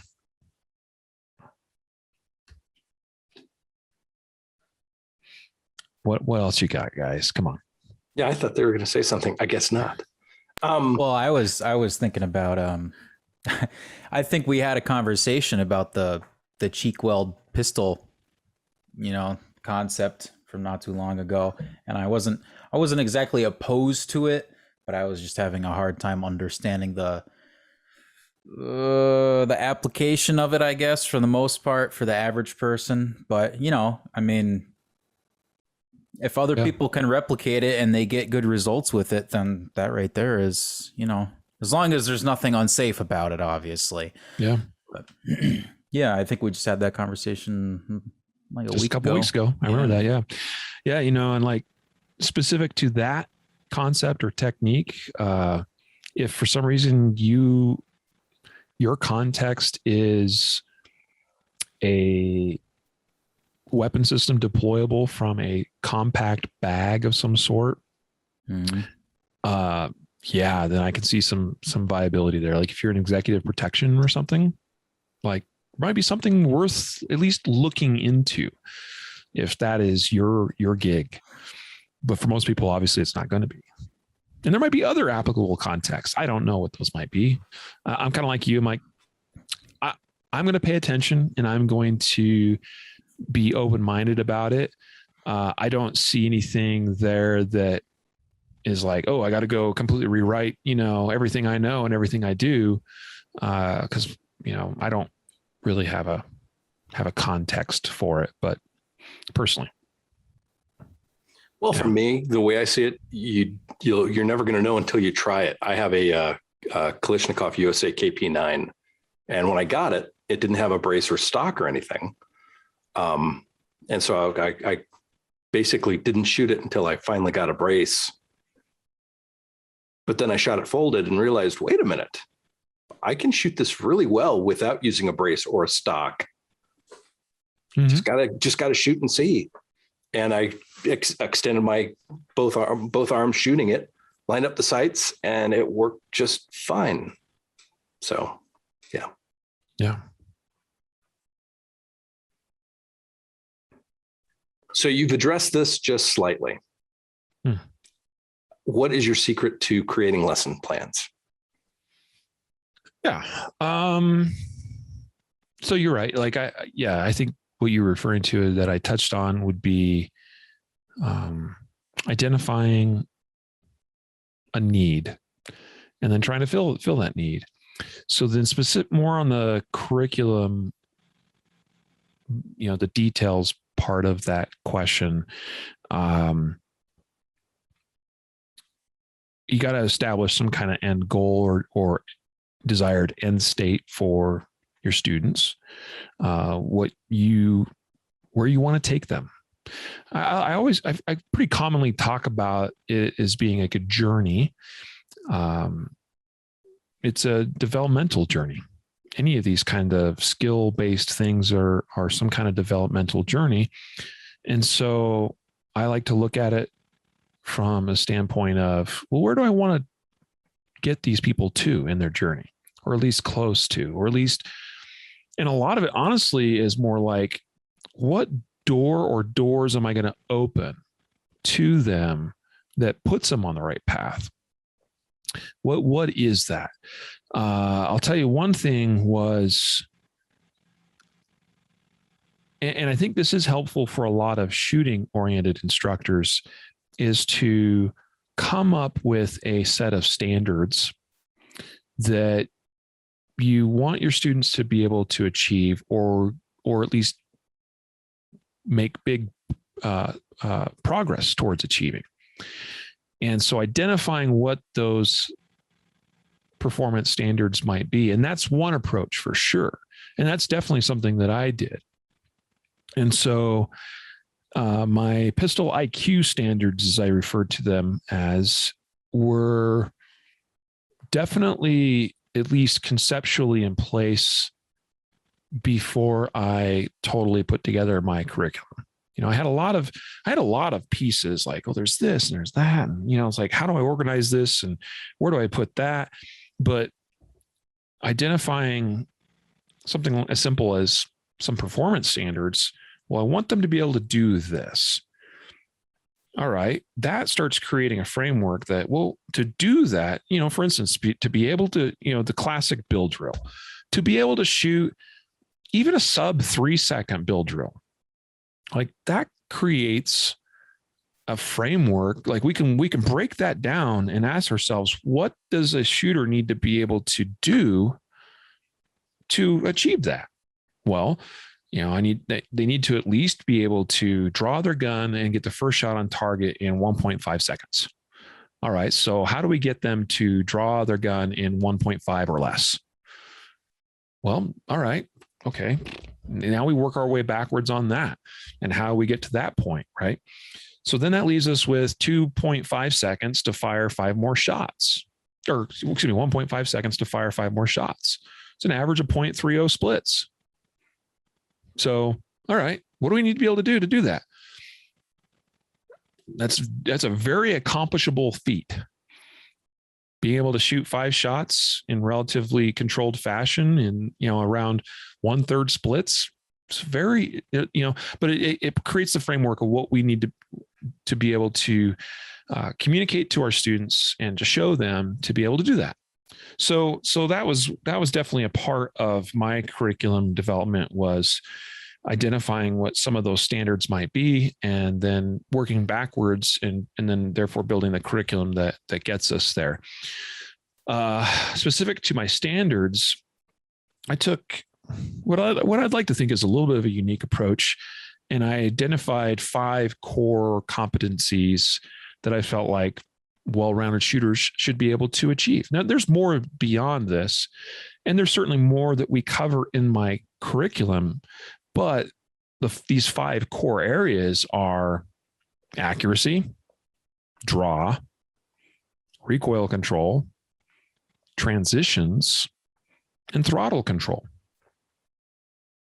And so I came up with 5 standards that test those 5 core competencies. And then everything else in the curriculum is pretty much designed to support that and to get us there. And so, like that's, I could go deeper for sure in as far as the secrets, if you will, the secret sauce to the curriculum development, but that's pretty much how I laid things out. And then I just identified the pieces to get to those desired end states. I'll throw out one other thing. I also observed what other successful instructors are doing in the industry and tried to identify those things that were common amongst them.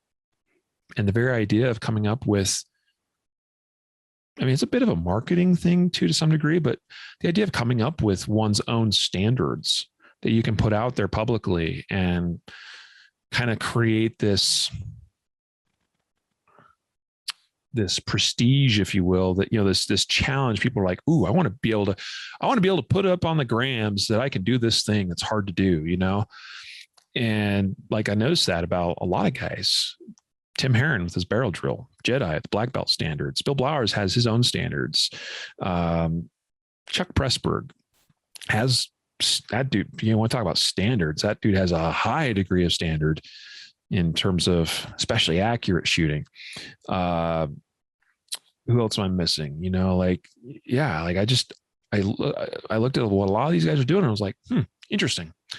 They have publicly known and publicly available standards, and that creates that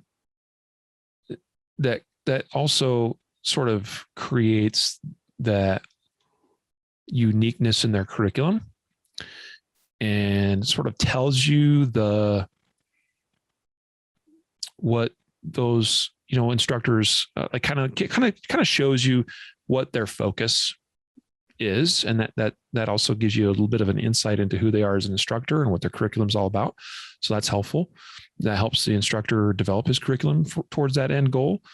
And then it also creates that, like I said, a little bit of that marketing effect that I think it creates more interest in training with certain guys because you want to achieve those high degrees of performance. And so that was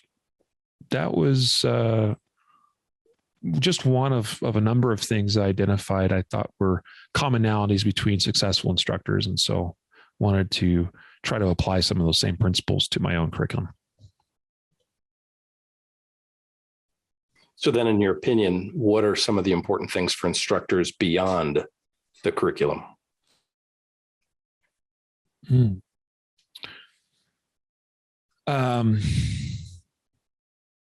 Wow. Yeah, we can go both broad and deep with a question like that. Well, I think obviously instructors need to be likable people to some degree, in some way. Not everybody's going to like everybody, in terms of not everybody jives with every instructor, but there's got to be some sort of appeal there, so if you're a total douche, like nobody's going to want to train with you. So there's got to be, you got to be somewhat likable. You got to be passionate about what you do. Students definitely are going to see and respond to that. Being able to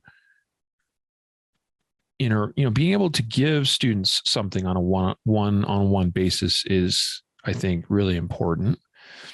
Man, like we could go real broad or real deep with this, but some of this goes back to what we touched on earlier, as far as like instructors need to be, I think, continuously learning and evaluating their curriculum and evolving their curriculum. So, I mean, that goes beyond the curriculum to some degree.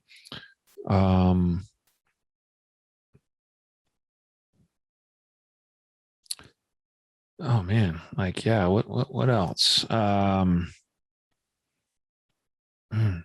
It's like so many things in life. It's like, it's the small details that start to trickle to the surface and become sometimes some real big difference makers in what creates a successful instructor. But also say this much, that I think, every instructor has to recognize that they have their own strengths and weaknesses, and they really should play to their strengths, and minimize their weaknesses where possible.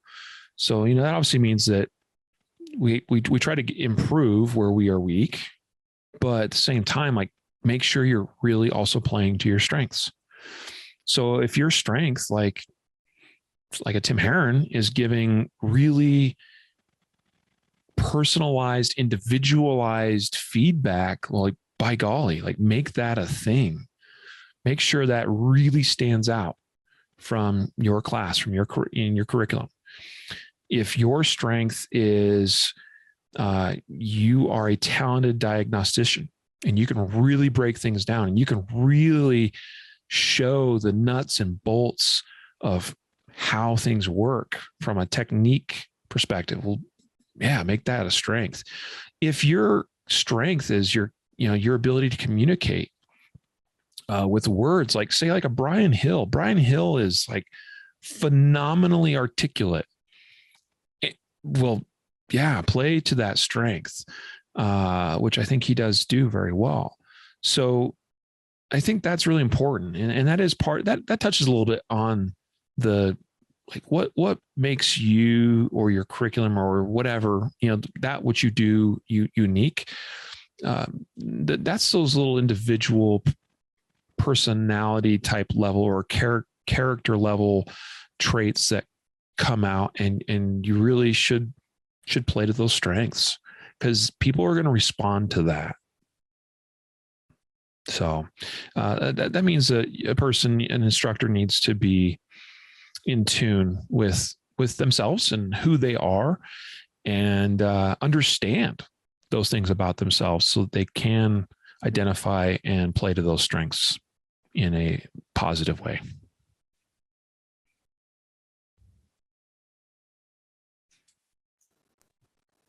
Yeah, I think a lot of those general qualities that you talked about have been mentioned previously, but I think you might be the first person to really talk about how you should play to whatever strengths you have. So I have trained with some people before who were not, let's say, overly friendly, but they did other things very well, and I'll recommend those instructors to other people. I've also trained with people before who were not friendly and didn't really excel at anything else, and then it's just a turn off. Or same thing, I've trained with people who were really friendly but they didn't really do much else very well, and you don't end up recommending them either. So Yeah, I mean, that the whole bit about what I said about and then minimizing your weaknesses, like that's why you can't overlook your weaknesses, because then they'll overshadow your strengths, right? People tend to grasp onto and remember and take away negative things a lot more easily than positive things a lot of times. And that's part of the way our brains are wired. We just naturally do that. I mean, it's like when we're criticizing ourselves, like we are negative on ourselves way more often than we are ever positive with ourselves in our self-talk and our self-critiques and so forth. And so the same is true for like you might have a bad experience with an instructor, and sometimes that's just the way it's going to go. Like, again, sometimes people are just not going to jive with certain other people, and so it is. But I think a skilled and a talented instructor, a professional instructor, should at least be aware of what what their weaknesses are, and what maybe some of those things are that might present a challenge and get in their way of reaching and communicating with their students. And then we need to try to, as best we can, minimize those weaknesses so that they don't overshadow the positive aspects and the strengths of us as instructors. And then, of course, it's always worthwhile to try to improve upon weaknesses. But I am kind of the belief that, because some of it's just really deeply, at a deep psychological level, hardwired into who we are as individuals, that there's some things that no matter how hard I try, I will never be good at. And I think that's true of every person. But we can take certain steps that minimize how impactful those weaknesses are on everything else we do. And then if we really, really also focus on what makes us awesome, then we hopefully, again, by minimizing weaknesses and maximizing strengths, we just overwhelm people with awesomeness. So, as is the case with so many of these sorts of things in life, like, easier said than done. Nothing is meant to be easy, and it all takes work. I would say, like, one of my strengths is I believe I have the ability to talk with people in a very normal, down to earth sort of level, even though I've been through various, like law enforcement or militaristic type training and in those types of environments. And while I can relate to and understand people that, that come from those backgrounds, and that really, like, that's kind of a part of them and how they operate. I definitely try to not teach in a militaristic type way. I might talk loudly, like when we are teaching at conferences and we have shooting going on bays next door. I think you are semi-joking about me shouting, Evan, but it's sometimes hard to talk over a lot of other noise. But I do try to communicate in a way I'd like to think can reach a variety of people regardless of background. Because you're absolutely right that you have some instructors out there that, and a lot of times it's because it's how they came up, and it's, they spent 20 plus years of their life professionally in an environment where that was the way, and it was knife hand and, knife hands and very, like, this is the way, and you're going to do it this way, and you're told how to do things versus a more, I don't know, well-rounded approach, I suppose. That is, anyway, so I try to play to that, to my own strength in that regard. That'd just be one example.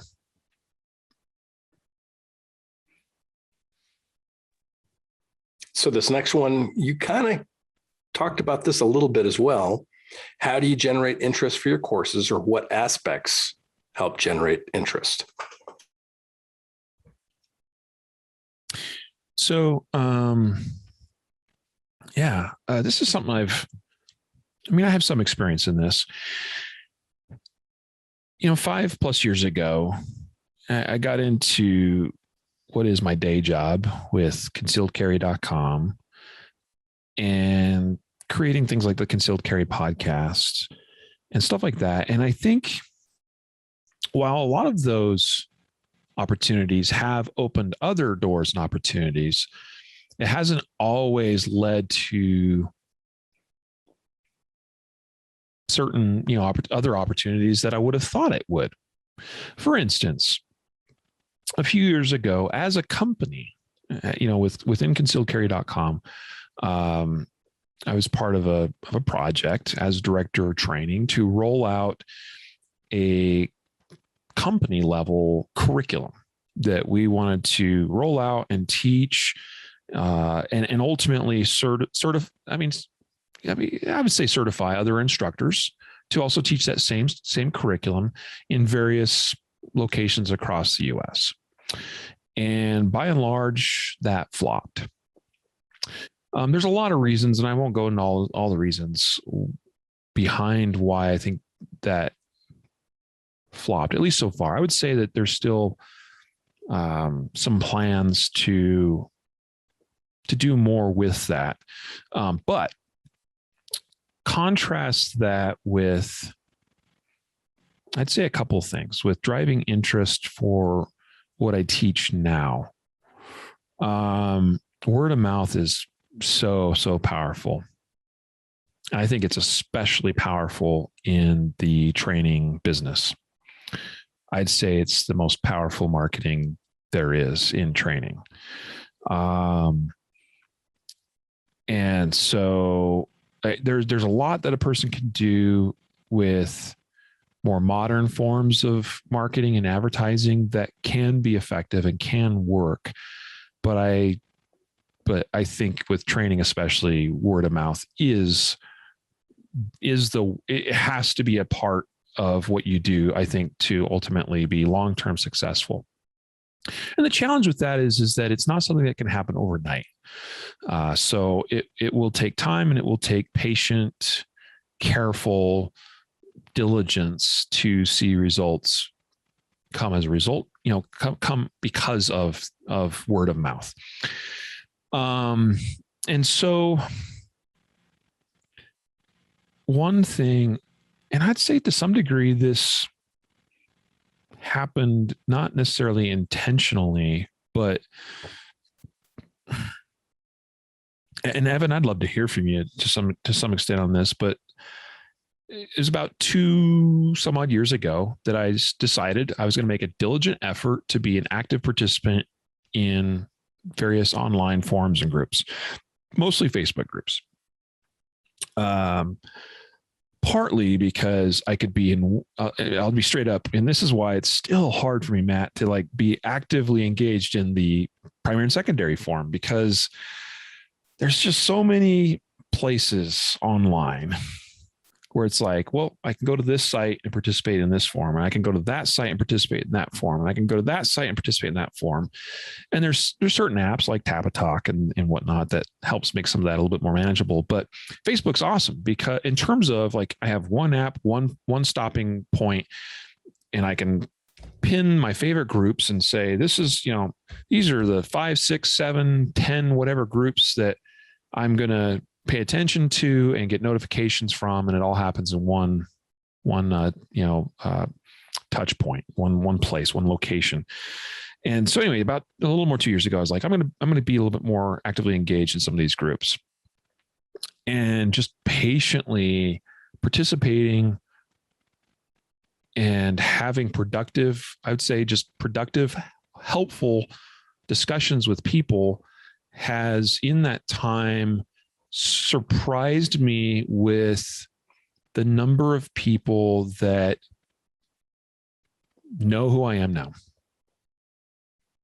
And like, it's actually humbling to see, like, I get random tags from groups. They're like, hey, Riley said this, or hey, you should go look into training with Riley and stuff like that. And it happens dang near on a daily basis now, which is pretty bizarre to me. And I credit a lot of that with just patiently, diligently, regularly, consistently participating in a number of places that has created these personal connections with people that then they've essentially, whether they realize it or not, gone out and become ambassadors of mine. That's a weird way to explain it, because I don't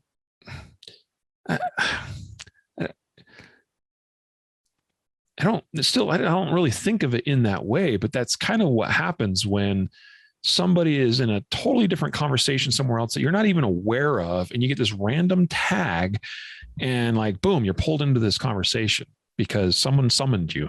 They're like, hey, Riley had an interesting thing to say about this.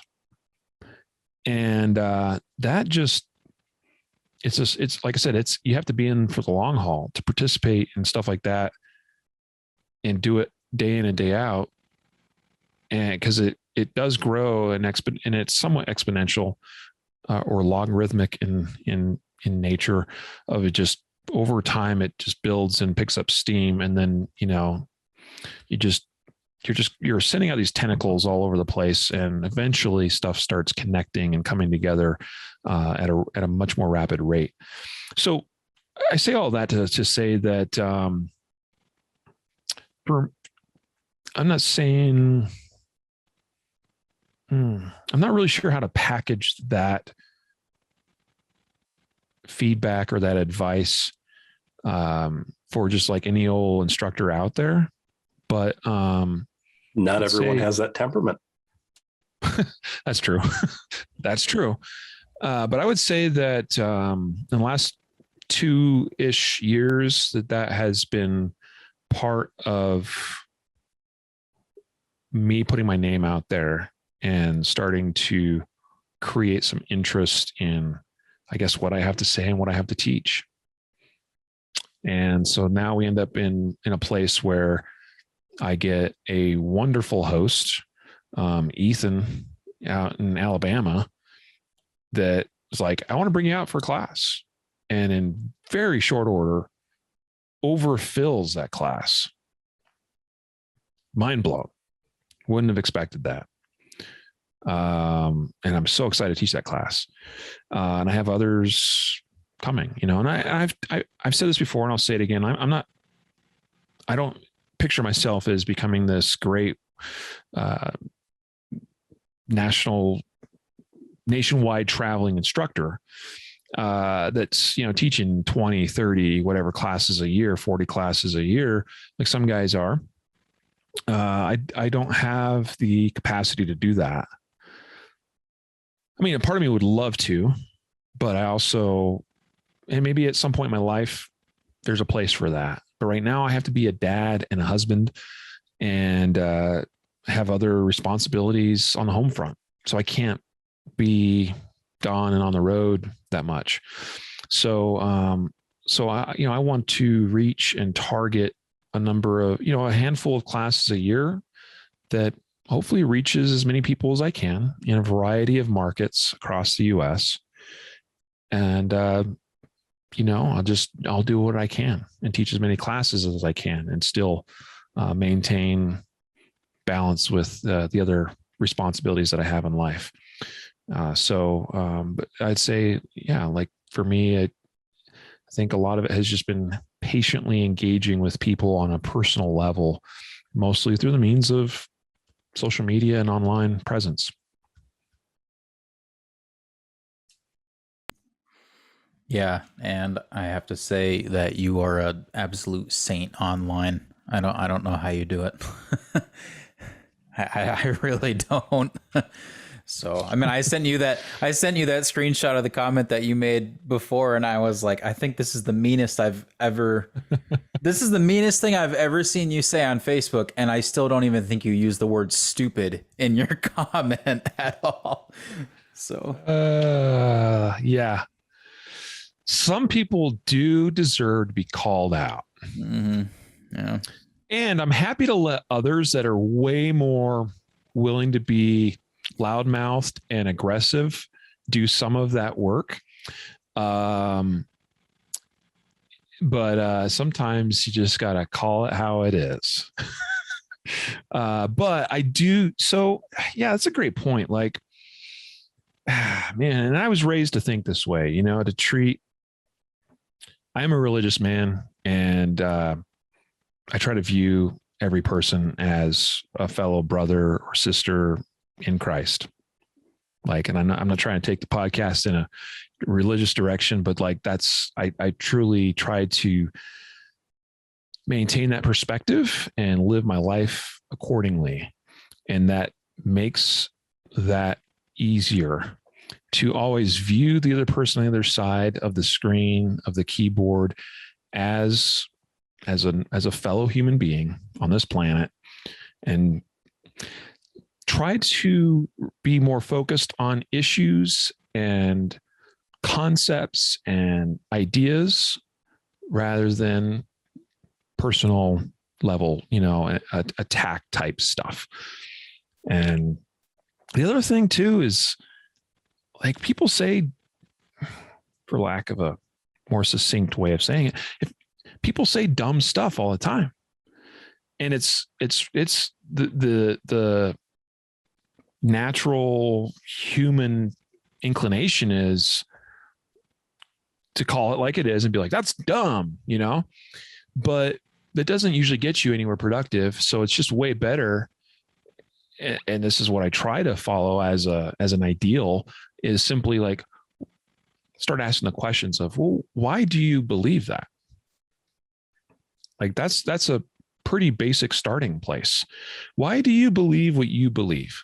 Why do you believe what you just said? Where did you come up with that? Like, whatever it is, and always just in keeping it focused on the issue, and then asking why they support that. And it doesn't always work out, because some people, first of all, a lot of people just don't even have the patience to engage with you at that level. What do you mean? Like, who are you to ask me to explain myself? Okay. But that's the long game that I talk about. Like, that you've got, like, you have to, you got to talk to a lot of people and get a lot of doors slammed in your face to find the one or two here and there that actually want to engage and have a productive conversation and exchange of ideas. And a lot of times when you approach it in that way of just trying to understand what they're saying and forcing them to back it up, quite often you either get to a place where you're like, oh, okay. See, sometimes, a lot of times they say something and they don't understand what they're saying, and they really mean something else. And you get that level of clarification. You're like, oh, okay, we are on the same page. We were just talking at it from different angles, whatever, right? That's part of it. The other part of it is you get to a place where it's like, okay, I don't agree, but I see where you're coming from. And you know what? Let's leave it at that. The other opportunity is you ask productive questions and they struggle to answer those questions, or it causes them to actually, maybe the first time ever, think critically about what it is they're saying and whether they come around to your side of things right then and there or not. Sometimes that is a seed that is planted that comes back later.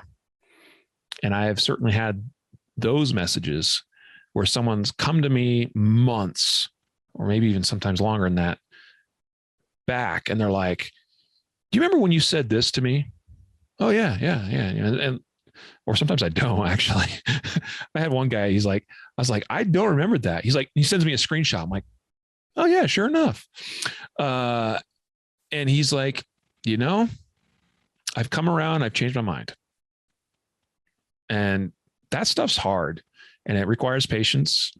I guess I'm blessed with patience, but honestly, like I said, a lot of it comes down to just trying to treat other people as people. Tess is really good about that. I turned my mute off, but I don't know what to say because I don't actually feel like I'm good at that. But thanks. I think you're good at it. No, I see your interactions. John and Sarah, you obviously know them very well. Hauptman, same thing. I just, there's some, Chris Seipert, man, there's some really awesome people that are just really good that way. And the more of us that can take that kind of approach, I think we will win more hearts and minds. But it's hard and it takes patience. Completely agree.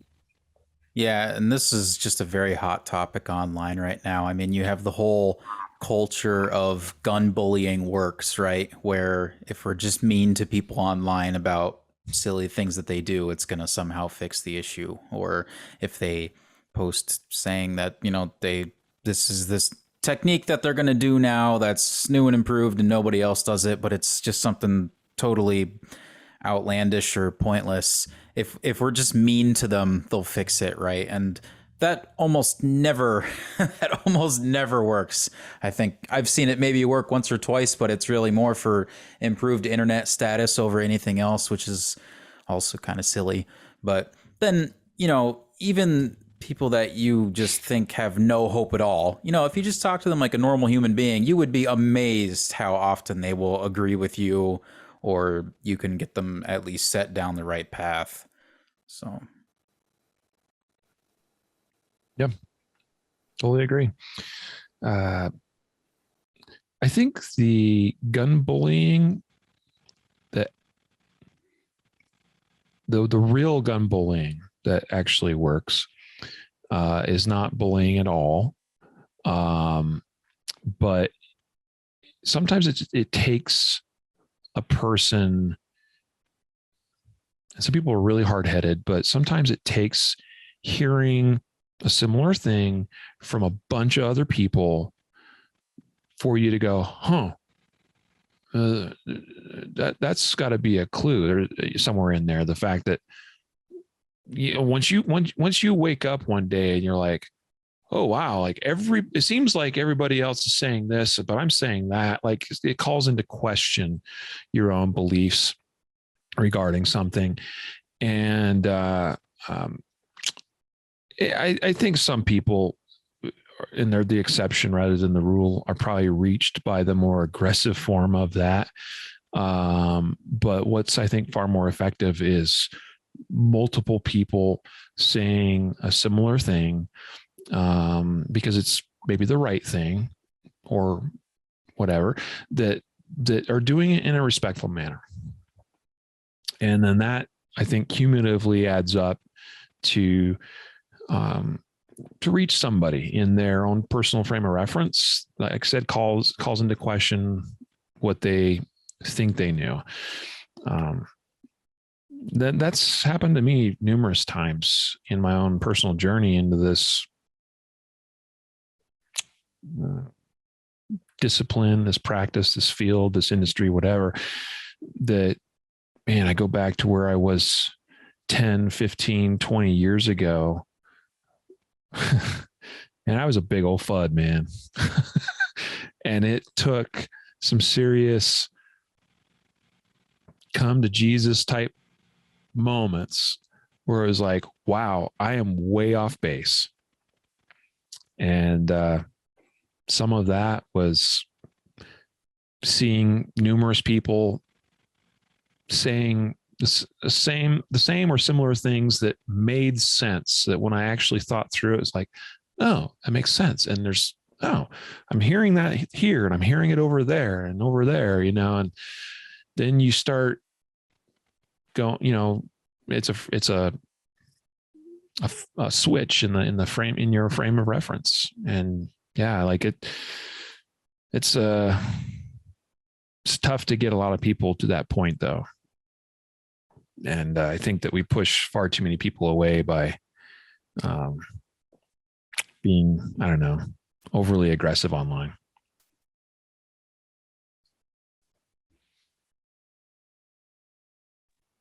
I have bad news. Bad news. And unfortunately, I got to take off. Yeah. So we're going to have a part 2. Oh dear. Which is totally fine. That's good. I'm actually, well, I'm not happy you have to leave, but I'm happy we're going to have a part 2 because I also need to go to bed, but I would hate to just cut it short and not finish. Exactly. This. Yeah. Cutting short I'm loving this. Is a bad idea. Yeah. Well, I have no idea what we have left to cover, but I'm excited to do apparently a part 2. Oh, there's a question about Twinkies and we're not even halfway through the questions. Oh, really? Really? I We talk have too like much. about half. But... So a quick rundown of the questions. As a matter of fact, I reorganized them too, so they make a little bit more sense and they flow a little better. What I thought issues you were skipping some, and I was like, "Oh, yeah. he's desperate. He's just skipping through some of them." What issues have you run into that you did not consider? What did you see as the biggest challenge, or what do you see as the biggest challenge you face in most classes? If you could go back and do it all over again, what would you do differently? What insurance considerations have you had to make? What is your advice to future instructors? What's one thing you've changed your mind about in the last 5 years? How would you recommend people vet their instructors? And this is where I placed, this was number 2 before. Was it number 2? It was a one earlier. What do you look for in an instructor? We'll skip that one on part 2, but you already answered that one. What qualifications or skills should an instructor possess? Is there anything you feel is pertinent that we neglected to cover? Alibi questions for the panel. Will your instruction get someone killed on the streets? And then where and that one. Yes. Where and how can people find you in person or online? So that's what we have left. But I did not want to skip anything and I did not want to omit anything. Yeah. Well, I appreciate the conversation. And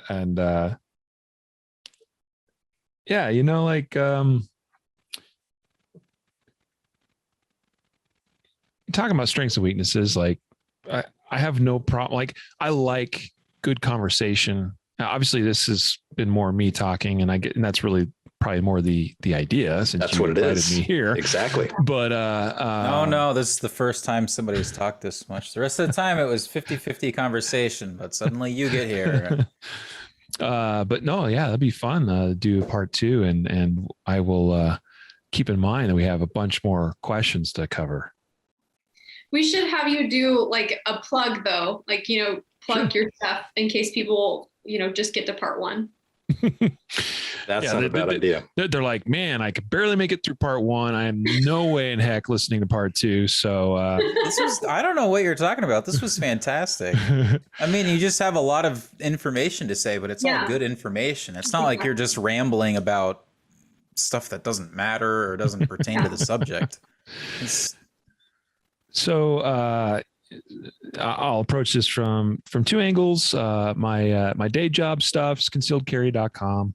The podcast I run, the Concealed Carry podcast. Which has been going.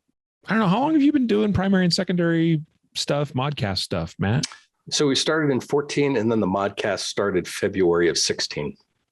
So, you know, what's funny is I started the Concealed Carry podcast almost the exact same time as the modcasts. So that's, yeah, almost 6 years now, which is hard to believe. Anyways, that's where you find me for that stuff. My personal stuff, my personal website is RileyTBowman.com. Or you can also go to learntrainshoot.com. Online, Instagram, Riley Concealed Carry. Facebook, look me up, Riley Bowman. You know, if you want to send me a friend request, it's fine, whatever. Like, obviously, eventually I'll top out at the max. But if I feel like someone is reasonably of the same, you know, mind or whatever, then, you know, we can be friends. That's fine. Yeah, that's where you can find me, and love to connect. And if you have any questions, feel free to reach out.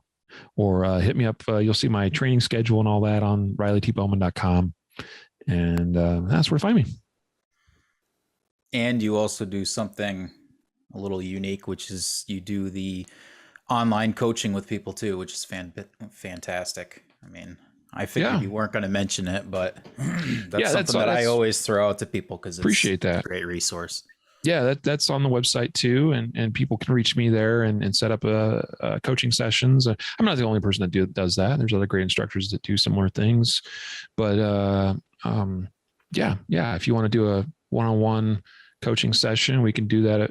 I do video reviews. Like I got one returning client that sends me match videos, and I just give feedback on, you know, how he shot a particular stage or whatever at a USPSA match. So I do video review. You want to send me a video of you shooting a drill, doing draws, whatever, or do the live one-on-one coaching I use Zoom, just like what we're recording this on, and we can do that. Absolutely. So that concludes part 1. Part 2 will be coming up in the near future. Thank you so much. Appreciate the opportunity.